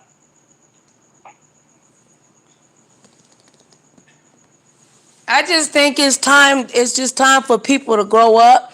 That we deserve to have love, and you got to be strong, because the devil comes to kill, steal, and destroy. Do you think he want two people? Do you know when two people come together, the angels in heaven sing and dance? That's a blessing, because that means you can procreate, you can be fruitful, you can multiply. You can change generational curses. He don't want people coming together. That's why so much contention and strife. Look at the pandemic. How much drama it done caused. People beating up each other, women beating the shit out of men. It's just ridiculous. Even people can get paranoid, male or female, about getting in a relationship with a good friend. I mean, I'm talking about a platonic friendship, like sisterhood, because they don't trust. Nah, I don't need no new friends. I don't want you. Why this nigga trying to take me to play basketball? But you love basketball. But why he asking me? Because he is trying to get to know you. Did he grab your dick? I'm confused. Men are supposed to go out. Men are supposed to go out and be men, and women be women. Women need to stop trying to act like they men, and men need to stop acting like they women. Listen. It's hard to do when there's so many single moms out here. I'm gonna just put it on that. We're gonna put that in the atmosphere. No, that's true too, but still, man, I understand that. I'm a single mama. I got four daughters. But if I want a man to truly love me and I want sisterhood, I gotta let my guard down in some area of my life and trust that Tara is not gonna take my secrets and make 5 different channels under a troll name and drop our recordings of the last 5 years we've been friends on. I'm just. Oh, you so dang crazy. But I'm telling the truth. Yeah, true. The only reason why our relationship has lasted as long as it has is because we ended up trusting each other. We didn't trust each Yeah, other. and we truly trust each We other. truly, yeah, I trust you with my life, man. She wait, Granny said that's a nasty woman that does that. Hey, it's a lot of nasty women though. Yep, they There's a are. lot, and it ain't nothing worse than a woman. See, women know how to cheat better than men. Ain't nothing like a dirty hoe. Hmm. And a woman scoring, that's a dangerous biscuit with no butter. Mm-hmm. Her bald headed ass will put on a wig and bleach her skin and all that and go suck the shit out your nigga booty hole and then come back and be like, girl, I picked up your prescription.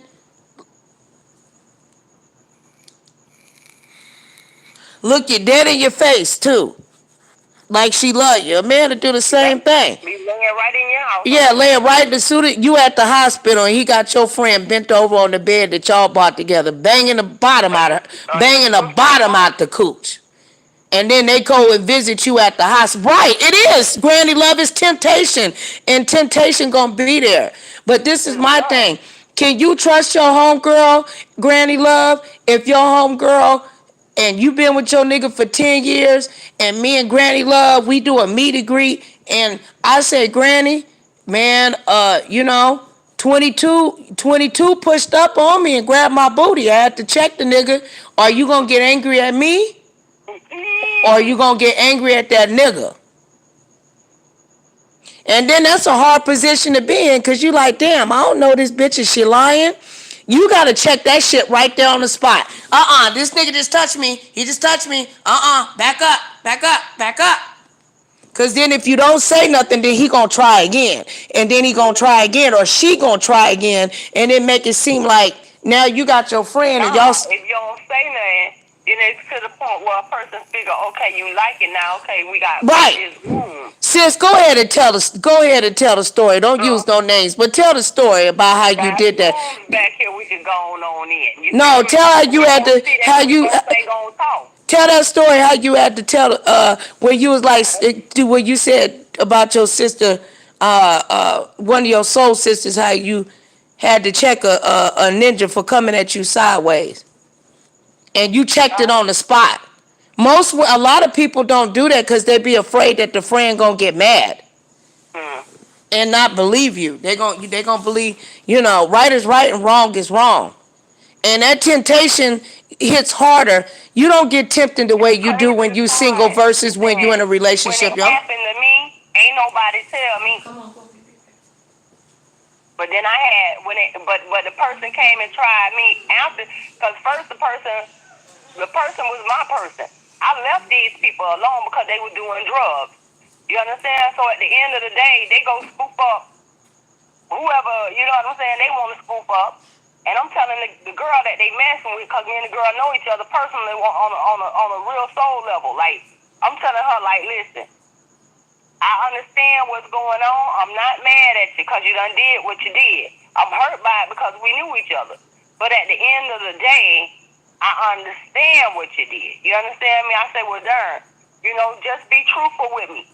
The person want to beat around the bush and tell me other things. Okay? That passed. When it got to the point where one day I'm at their house, I'm walking by the bathroom, and this person grabs me and throws me, the guy person grabs me and throws me down on the bed, and I have to come to you and tell you, I don't know how you gonna take it, because I don't even know if you gonna believe me, because you ain't tell me when it happened, when whatever went on with y'all two.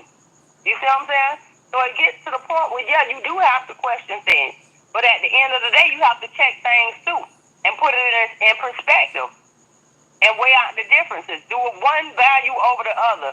Do you care more about one situation than you care about the other? And it just is what it is. And sometimes you don't care about neither one of them.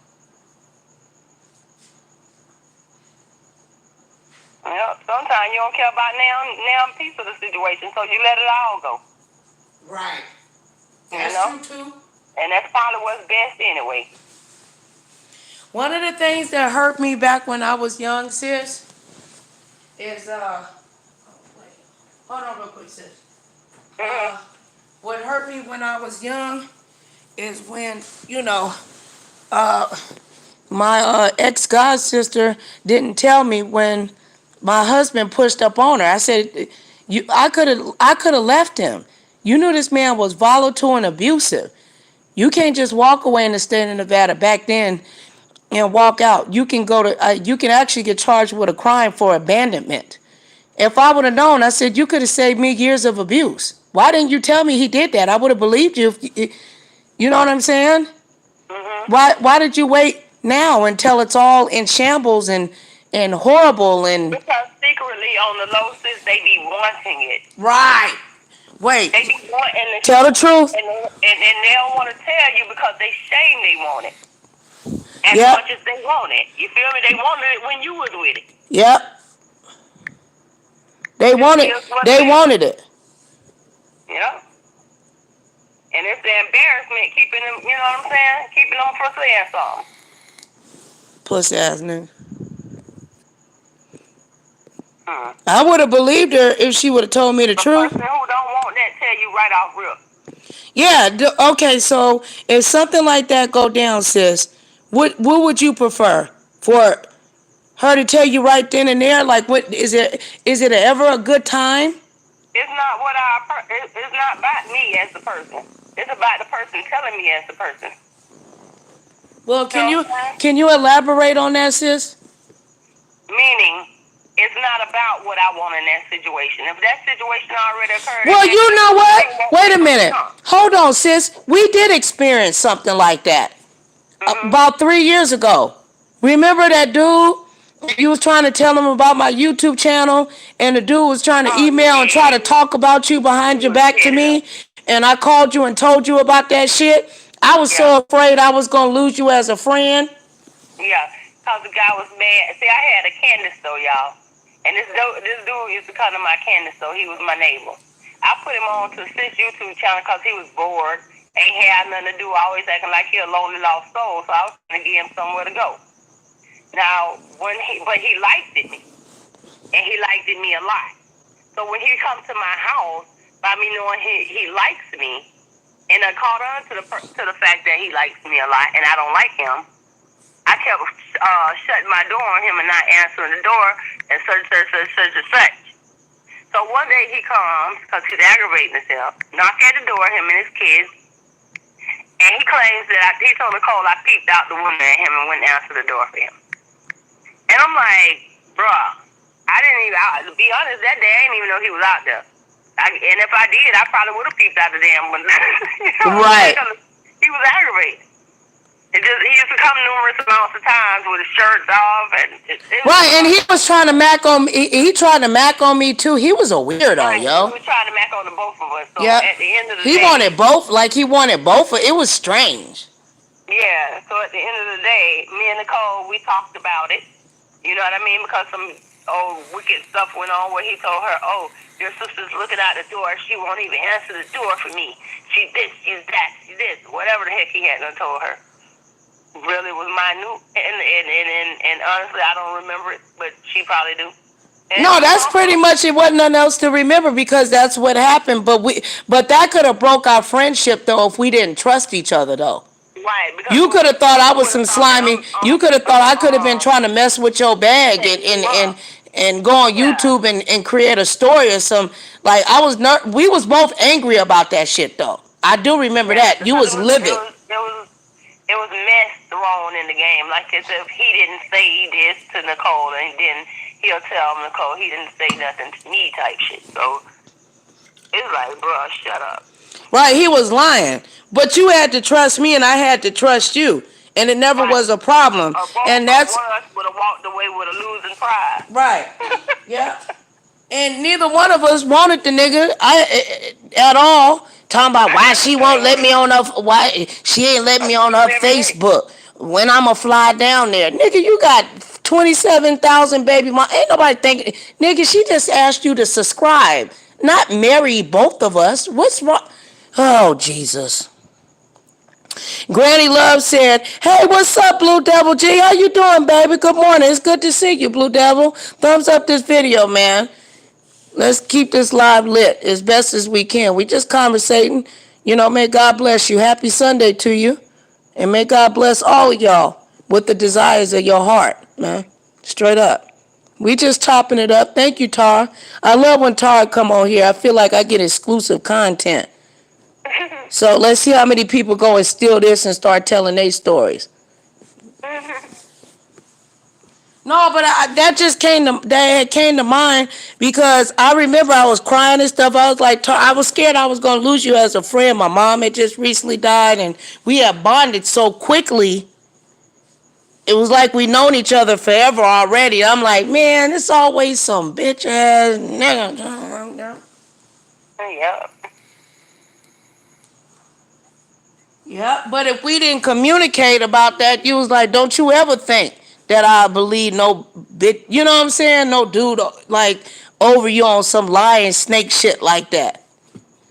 You ain't never showed me nothing like that. But you just never know, because I had chicks that would do that, like lying and stuff. People will try to come up and destroy your stuff. My mama used to say, don't let them hoes in your house.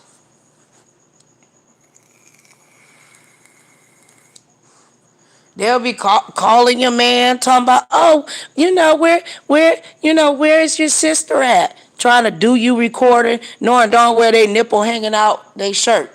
Just trying to see if the man gonna take the bait. And men do that too. Bump into you, try to rub up against you, try to see something. But if y'all communicate, it has to be communication and trust there, man. Because the devil comes to kill, steal, and destroy, man, and that's what he do.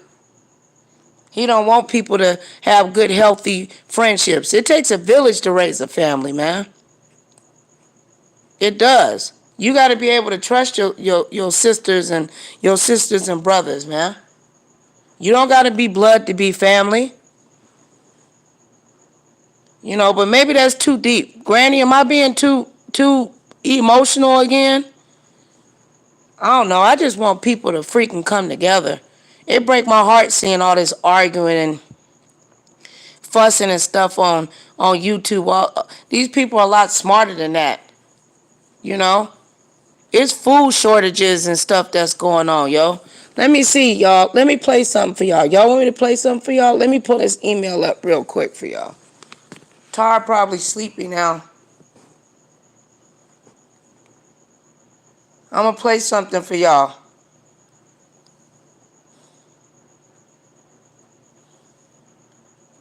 Yep, and you can't say that people can't become friends on, become friends on YouTube and stuff like that. That's a lie. You can.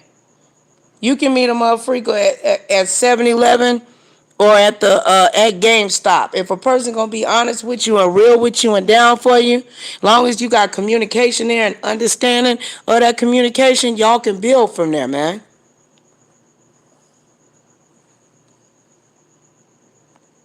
My sister sent me something. I think that is wait, where is it? Hold on, y'all.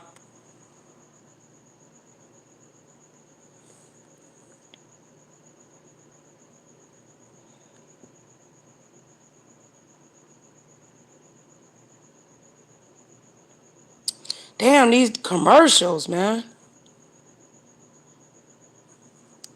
41,000 miles across the nation. During that time, where we bought junk food population lives greater than 1 mile away from. Here, I want y'all to hear something, y'all. Please listen. Thank you, Granny Love. I love you, Granny Love, man. I love when you come over here. Because we be talking about some real stuff. In the midst of a worldwide pandemic and raging protests against police brutality, there's another silent crisis wreaking havoc on America's most vulnerable communities: food deserts. I think it's to our detriment. Like, the food deserts are killing us. If you go to the white people neighborhood, they got markets here, markets there. Access to healthy food is a racial and health equity issue. The USDA defines a food desert as an area where at least a third of the population lives greater than 1 mile away from a supermarket for urban areas or greater than 10 miles for rural areas. It is typically located in an area with higher levels of poverty where residents have limited access to healthy and affordable food. And many of these families also do not own a vehicle, so getting to a well-stocked, full-service grocery store on a regular basis can be very difficult. By these metrics, about 19 million people in America live in a food desert. And Johns Hopkins research shows that food deserts disproportionately affect people of color. Food deserts can be detrimental to its residents' health. I grew up living in a food desert myself in Baltimore. There were absolutely no grocery stores, pharmacies, or retail stores within miles of the area I lived in. We either ate processed food or we bought junk food at the nearest corner store.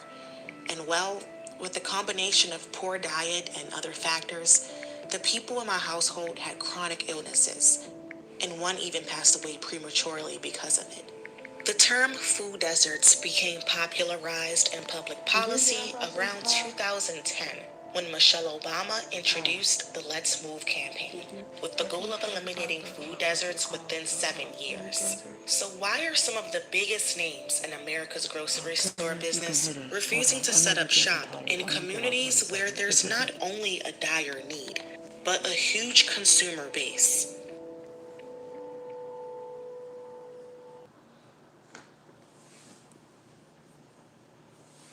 All right, y'all. I'm sorry. Let me tell them to refresh.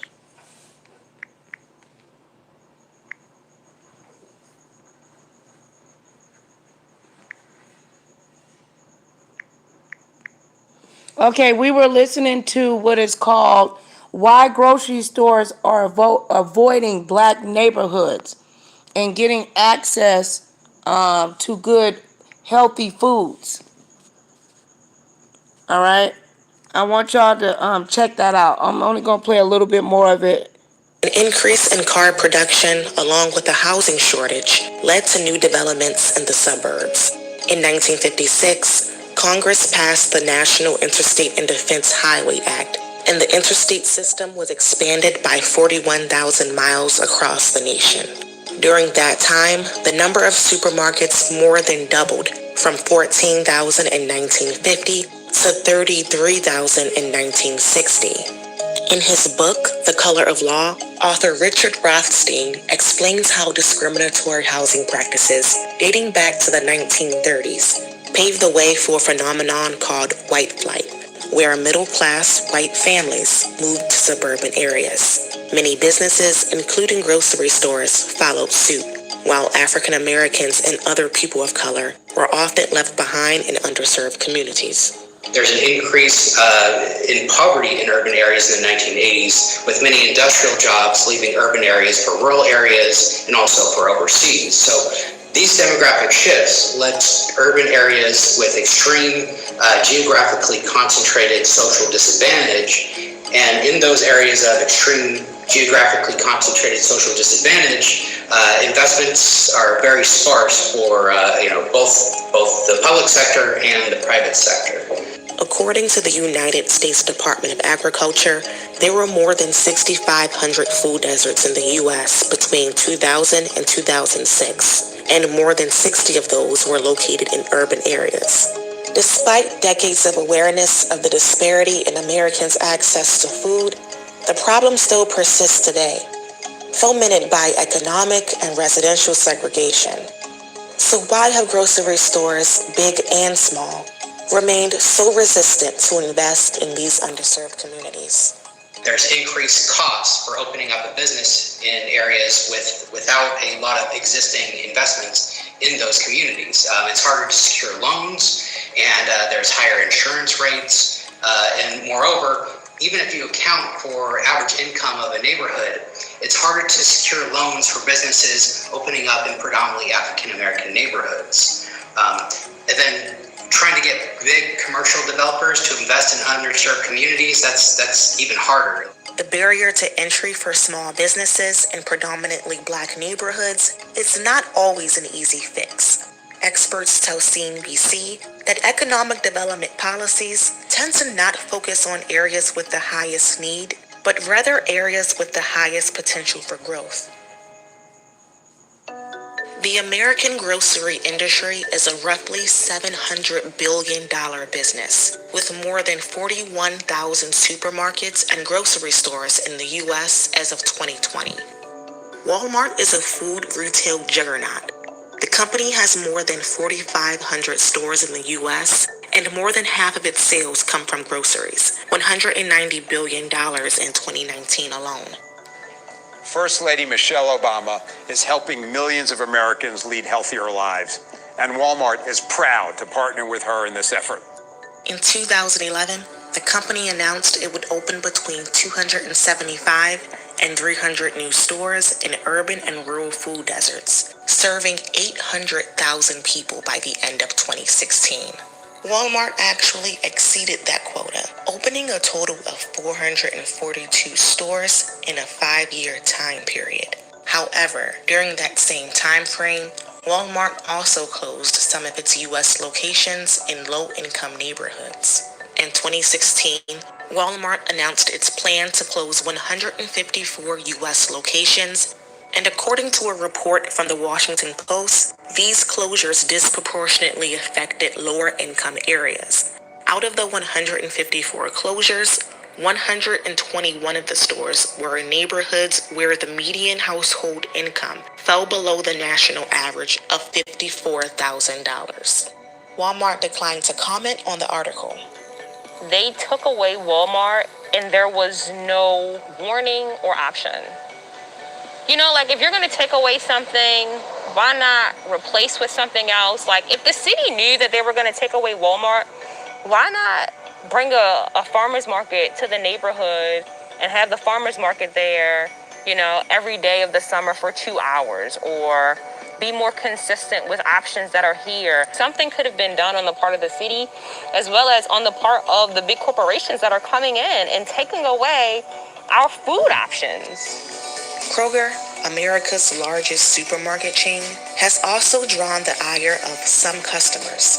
In 2019, the company had sales of $122 billion, but critics allege those profits have come at the expense of servicing communities in need. One flashpoint came in 2017 when Kroger decided to close 41 of its 2,800 stores.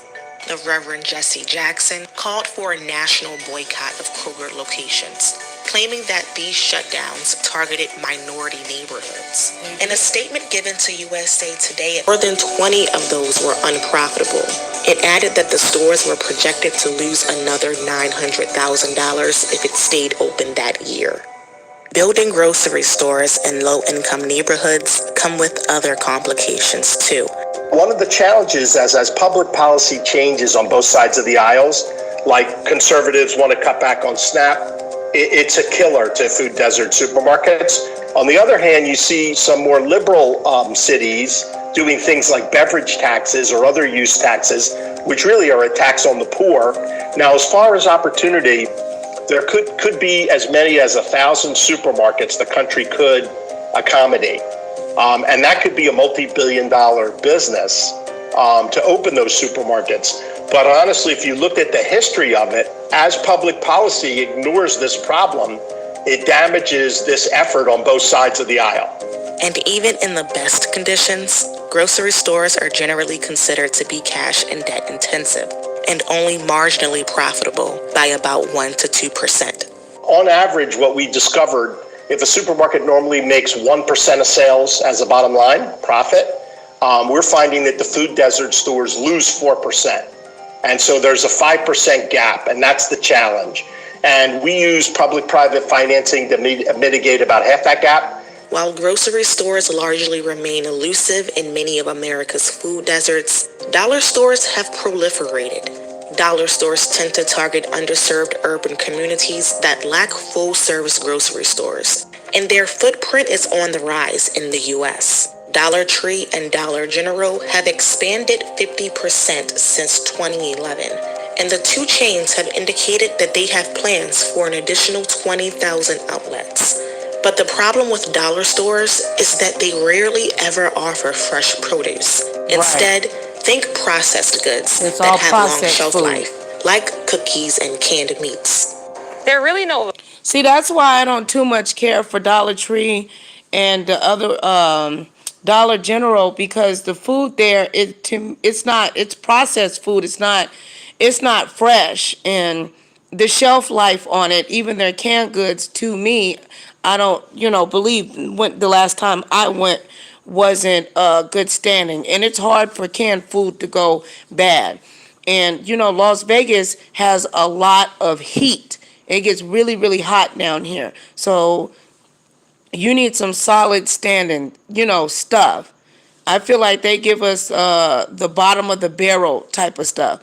But buying cleaning products and, toiletries, incense and candles and, skin products and stuff like that, maybe some, essentials for the babies or kids or whatever, those can be useful. But I don't trust the food there unless you need to eat it automatically. But people that are suffering with irritable bowel syndrome, Crohn's disease, and ulcerative colitis have to be extremely careful eating processed food. It can trigger a severe intestine flare, indigestion, GERD, severe diarrhea, or in reverse constipation and stuff like that. Granny Love says the devil comes in all shapes, colors, and fashions. Granny Love said, thank you for having me in your chat, Nicole. I'm going to lay down for a minute. Go ahead and lay down, Mama. I'm about to get off in a second, too. I know, but the Caucasian stores, Blue Devil, be way far out. You know what I'm saying? From people, and a lot of these people don't have cars. You know? They don't have cars to get to these places. These stores the Dollar Generals that do have the good stuff, they're really, really far out. Then you need the gas money if you do have a car to even get there. Viable food options. And it's crazy to me because people that live literally 3 to 5 miles away have 2 grocery stores, and that just so happens to be in a white neighborhood. Why is it that they have options and I don't? And just because I don't have the money that they have doesn't mean that I shouldn't have the access to food that they have. Right. That's not fair. So this is a convenience store that is pretty close to my mom's house. And it's one of the only options that we have for food and groceries. They don't have any fresh food. They have a lot of canned and processed stuff. It's not the best, but it's kind of like all we have in this community. I really too, We're sharing Granny Love, y'all, I need y'all's support, man, because I'm really trying to do the best I can to put out information that is factual, provided with substantial, like I said, facts, statistics, and things like that for our community.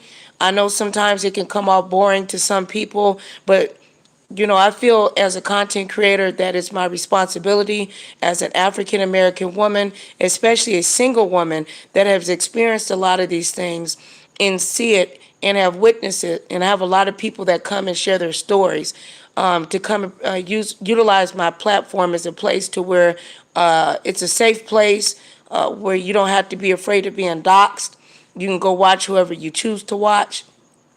You have a right to utilize your opinion, your feelings, your emotions. If you want to vent, we're going to have, our go off call ins and stuff like that. And if you see people taking my stuff and trying to suppress me, say, I heard you, tell them you heard it at Nicole Reloaded's channel first. I can't do this by myself. It takes a village to raise children and as well as to raise a channel. And I'm really appreciative to Sly Jones for, having my back. My channel's under a lot of pressure, but hey, we're going to keep fighting because they don't want anybody coming out telling the truth. If I was coming on here yelling and cussing and doxing and stuff like that, we would have hundreds of people in the chat. But I'm hoping that you just come here to see me. And if you become friends and associates with the people in the chat, that's even better. But come here for the information. You know what I'm saying? The facts that can help and better us. If you see me doing wrong and you think that I'm doing something that ain't right, you know what I mean? Just let me know. And I'll do my best to rectify the situation. I want to make this platform stronger, provide y'all with good editing skills. I can edit my butt off, but it's financial restrictions, sometimes. I need to get us a good microphone, you know, headphones and stuff like that so I can provide y'all with the good stuff so I can edit and give you guys real news that you really can use.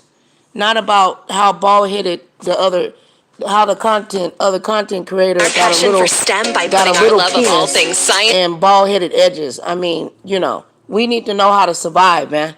Straight up. technology, engineering, and math right into the hands of tomorrow's problem solvers. You'll find fun projects, challenging experiments, and more at emerson.com/we love STEM. When it comes to having healthy food options, low-income communities of color have suffered for decades as fresh and affordable food options fled their neighborhoods. In areas where grocery stores are scarce, fast food, carry-out, and corner stores may be the only food access option. Like the dollar store, corner stores typically stock highly processed foods and rarely ever offer fresh produce. Research has linked a poor diet to a range of health issues like high blood pressure, heart disease, diabetes, and cancer. An analysis from the Center for Disease Control and Prevention indicate that these conditions. But what they also, the condition that they're leaving out is Crohn's disease, irritable bowel syndrome, and ulcerative colitis. These are very serious diseases and things that affect the intestines that can also cause colon cancer and stuff like that. And these processed foods are tearing up our intestines. So if you don't end up with God forbid, the diabetes and cancer, that ulcerative colitis will come in, or irritable bowel syndrome, and we'll just say, oh, I got the runs, I ate something bad. No, it's tearing up the inside of your body. And I'm going through that now, and I'm not ashamed of it. And anybody want to make fun of me for it, they can kiss my ass. See, once again, they're flagging. What are they flagging for? We're not over here roasting and gagging nobody, dragging anybody. We just talking about how to make ourselves healthier and love and sex and coming together as a family. Stop flagging me. So we care The about fuck? food insecurity from a public health perspective for a lot of different reasons. One is that, as we've talked about, it's very common. So right now it's affecting about a quarter of all Americans, with higher rates among Black, Hispanic, and low-income populations, and it's expensive. So we're spending about $78 billion to address food insecurity through annual healthcare costs. And it's also the case that if you're food insecure, then you often forego basic needs because you want to purchase food. So people forego things like medications or medical visits, which are obviously very important to health. Communities that have poor access to food also tend to suffer from higher mortality. Blue Devil, I mean, you've been coming over here and stuff lately. Don't you see the unnecessary? People be talking about they get flagged, but when you get flagged, they really close you out. The stream is already, we don't have a lot of people a lot of times, but we've had big, large streams before. But this is just unnecessary. Nobody's roasting and dragging nobody. Nobody's doxing or anything. We trying to tell the truth over here. I want people to be happy and blessed, financially, physically, spiritually, and mentally. Y'all see what's going on. I just need y'all, to support. And this ain't begging. It's just closed mouths don't get fed. Y'all see what's going on over here. I love y'all. Y'all my people, man. I know, Blue Devil. Blue Devil, did you add me on Instagram? Too, you said you was gonna add me on Instagram or Twitter. You can hit me up on both though, man. Mortality rates. One study of Chicago neighborhoods. And I'm not gonna stop, Blue Devil. I'm not.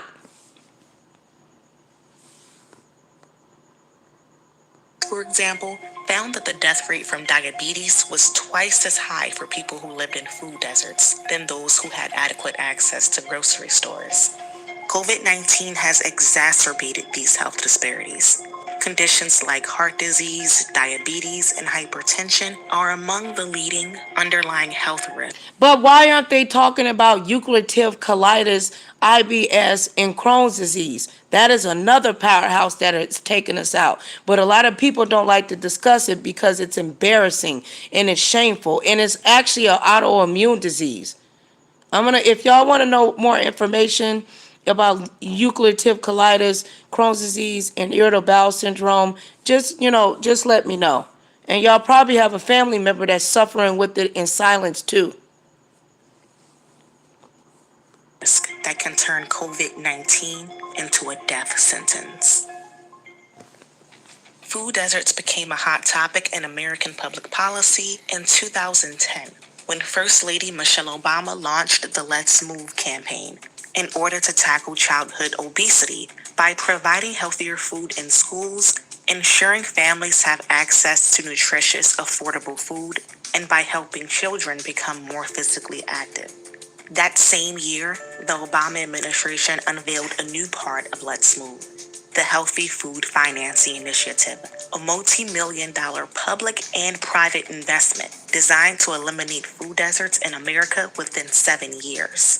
With a modest initial investment of about $400 million a year, we're going to use that money to leverage hundreds of millions of more from private and nonprofit sectors to bring grocery stores and other healthy food retailers to underserved communities all across this country. If you can do it here, we can do it around the country. As part of that campaign, Michelle Obama announced nationwide commitments from major food retailers like Walmart, Walgreens, and SuperValue to either open or expand 1,500 stores nationwide to help provide healthy, affordable food to millions of people in underserved areas. But in practice, critics say the program fell short. A report from the Associated Press in 2015 showed that even by their own count, the participating grocers had fallen far short of the goal to open or expand 1,500 stores in food deserts. The Partnership for a Healthier America is a nonprofit that was created in tandem with the Let's Move campaign to help broker commitments from partner institutions. According to its 2019 progress report, 848 stores were built or renovated in food deserts by 2016, which was roughly half of that goal to open or expand 1,500 new locations. We reached out to Walmart, Walgreens, Kroger, and SuperValue. Walmart declined to participate, and Kroger hasn't gotten back to us. Ins.I, which acquired SuperValue in 2018, did not respond to requests for an interview. Walgreens committed to convert 1,000 stores into food oasis stores. We reached out to the company to ask how many they had converted, and they weren't able to confirm the number of stores. They did say, "We expanded our offering of fresh foods, including fruits and vegetables, at hundreds of Walgreens stores located in and around food deserts." The Obama administration also faced scrutiny in 2014 for slashing funding from the SNAP program, commonly known as food stamps. In 2019, the Trump administration also proposed cuts to food stamps. But after heavy criticism and a legal challenge, the White House decided to pump the brakes on this effort. Ironically, decades of research has shown that the SNAP program is one of the most effective tools the government has against food insecurity.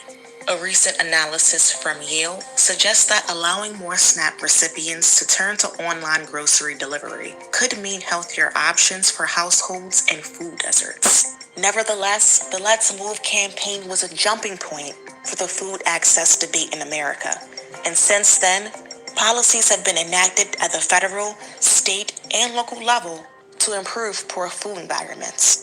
Many states have made strides in improving food access in their own communities. For example, the Pennsylvania Fresh Food Initiative has provided $147 million in public funds and private investment to combat limited store access in underserved urban and rural communities across the state. The initiative created over 88 supermarkets and other fresh food retail across Pennsylvania.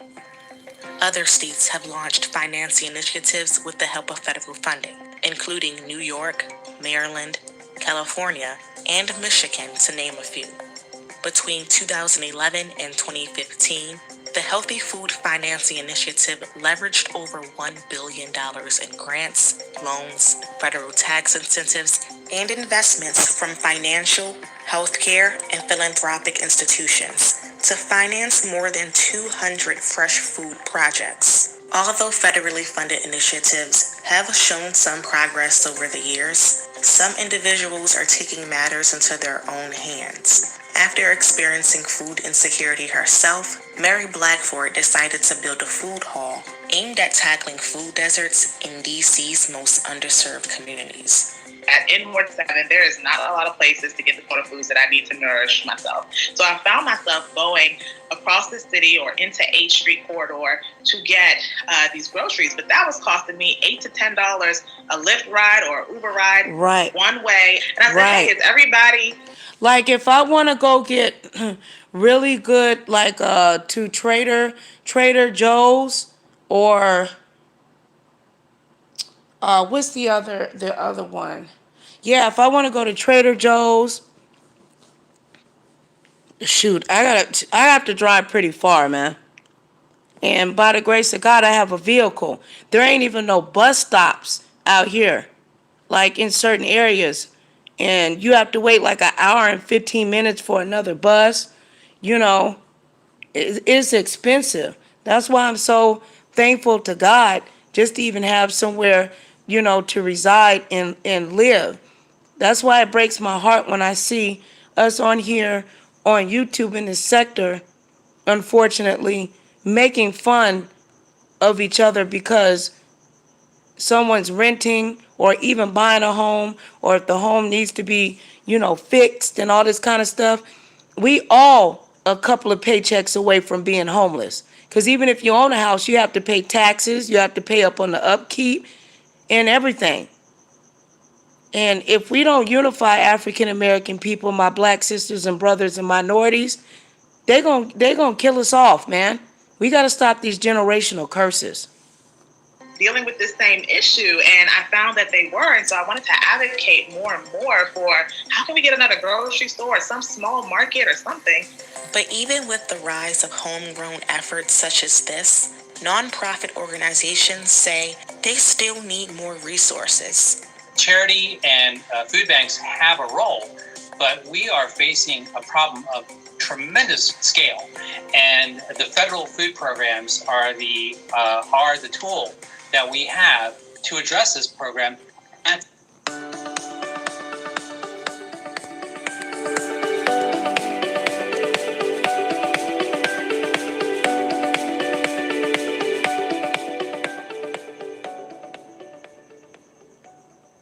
Scale. People of God, just place your hand in your ears right now. Receive your healing. I ask you, Lord God, open their ears. Everything that hinders them to hear clearly, go in Jesus' name. Loose, open. I command their ears to be open right now in Jesus' mighty name. I rebuke in the name of Jesus death. I rebuke you, death. Scale. Some experts say that even if you open a grocery store in a community that technically qualifies as a food desert, the eating habits of its residents will not necessarily change. If you go back over the last decade or two, it's often presumed that food deserts exist because of, I'm an economist, so I'm going to use economics to frame how I think about it. They usually think that it's a supply side issue. Where's the grocery store? Why isn't a grocery store located in this particular neighborhood? But that presumes the answer. There could also be demand side factors, factors on the individual level.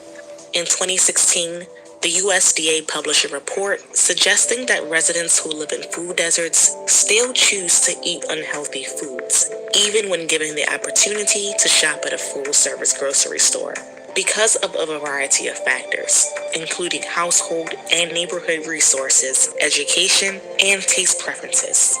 Research out of Stanford University estimated that only about 10% of the nutritional gap between the rich and the poor is due to an inadequate supply of healthy food. and that 90% actually has to do with customer demand. But advocates fighting food insecurity in the U.S. say that equitable access to healthy food options is non-negotiable.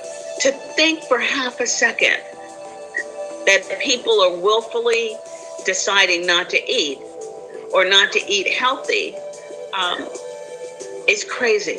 I think people think just because there's a McDonald's or a Popeyes, and those places, trust me, I love some Popeyes every now and then, but I have a choice that fast food or fast delis are appropriate just makes me insane because it is just incredibly insensitive. Come and look. I have had grocery stores, I've gone into grocery stores in poor neighborhoods when the fruits and vegetables are brown like me. I absolutely believe we still deserve a choice. Another concern regarding demand, some residents are actually against the introduction of supermarkets like Trader Joe's and Whole Foods in their neighborhoods because they tend to lead to the gentrification of that area, a phenomenon where low-income residents are displaced when the monetary value of the community rises and residents can no longer afford to own or rent property. In 2014, Trader Joe's decided to pull out of development plans in a majority Black neighborhood in Northeast Portland after residents vehemently protested its opening. The Portland African American Leadership Forum wrote a letter arguing that a Trader Joe's would attract a non-oppressed population and further displace low-income and Black residents. The median income of households in counties with a Trader Joe's is about $63,000 and $62,000 for counties with the Whole Foods. A 2016 study by real estate site Zillow found a strong correlation between a housing market and its local grocery store. Homes grow more rapidly in value when they are in close proximity to a Trader Joe's or Whole Foods. The study found that after a Trader Joe's opens in a neighborhood, homes within a mile of the store had appreciated 10 percentage points more than the average rate, and homes within a mile of either store were also worth twice as much as the median home value in the rest of the U.S. Trader Joe's and Whole Foods declined requests to comment on this video. Food insecurity remains a big topic in public policy and is still an issue in many underserved areas of the country. As demonstrations persist across the U.S. to protest police brutality, some grocers in inner cities have shut their doors to prevent stores from being looted or vandalized. The simultaneous coronavirus pandemic has only compounded the problem of food insecurity, leaving food deserts even more depleted. COVID-19 has made the issue of food deserts much worse. So it's done that in part because of social distancing requirements, which can make access to transportation hard. So certainly in the first few months of the pandemic, people were going into stores and having trouble purchasing items because the stores were simply sold out. And that's just due to supply chain issues and trying to meet the growing demand of people trying to buy things in supermarkets. Some activists are pushing to change the rhetoric. They're turning away from the term food deserts because it oversimplifies a complex system of racial and economic inequality. Systemic oppression can play a part in shaping behavior. In many cases, it's possible some racially ethnic people have developed certain taste preferences simply because they're used to eating in poor food environments. Education plays a role as well. The National Bureau of Economic Research found a strong correlation between a family's education level and food choices. The jury is still out just because a lot of the studies just are too myopic in terms of do this, leave the food desert, and then immediately you're not healthy, then there's no effect. That's not how perceptions and behaviors work. It's not a just simple get out of there and then everything's okay type of occurrence. Advocates and experts alike say that healthy food is a racial and health equity issue, and simply placing grocery stores in these communities alone won't solve the country's food problems. People have a lot of ideas about Gen Z. Okay, that was called, hold on. Why grocery stores are avoiding Black neighborhoods. Do you have the link? Do you have the link, Granny Love? Put the link underneath the video.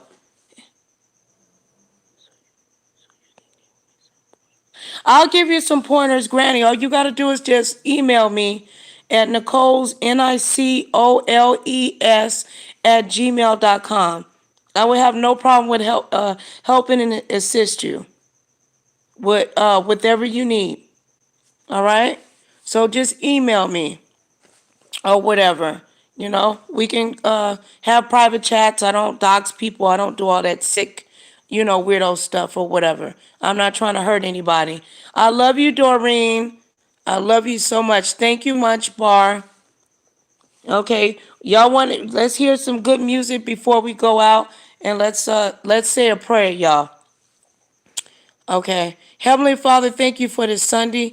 Thank you for all that have joined and that is going to listen to this replay. May we be blessed, Heavenly Father, in our minds, our hearts, and our soul. May we come together, Heavenly Father, and unify and be a blessing to one another, financially, physically, spiritually, and mentally. May any enemy that tries to be binded and send to the pits of hell where it belongs. May we be comfortable with positive communication, even things that might be difficult to share to help make change in our lives. It takes a village to raise a family. Bless this platform, Heavenly Father, to help people that are in need and to help me as well and my children. Even bless our enemies today on this Sunday. Heavenly Father, may they find joy and may you bless them with their heart's desires. But remove the enemy from this platform for false flagging and keep us all safe. Bring us joy, Lord. Bless us today. Heal our bodies. Bring families together. Restore. Give us joy. I rebuke depression, Heavenly Father, mental illness, and unforgiveness. If anybody has any unforgiveness in their heart today, Heavenly Father, I pray that you would touch their heart, their minds, and their bodies and their souls, Lord, that they will forgive and be willing to let go and move on. Because, God, you can't hear them if they don't forgive. And let them know, Jesus, that forgiveness is for that individual in relationship with you. Thank you for the time of listening to this prayer, for your goodness and grace, your mercy, and your forgiveness of sin. In the name of Yahshua HaMashiach, in Jesus' mighty, holy name, I pray. Amen and amen. Remember, through God, all things are possible to those who believe, as long as you're willing to receive what God has for you. Be a blessing and not a curse. It's about unification, not separation. I love you all. Be blessed, not stressed.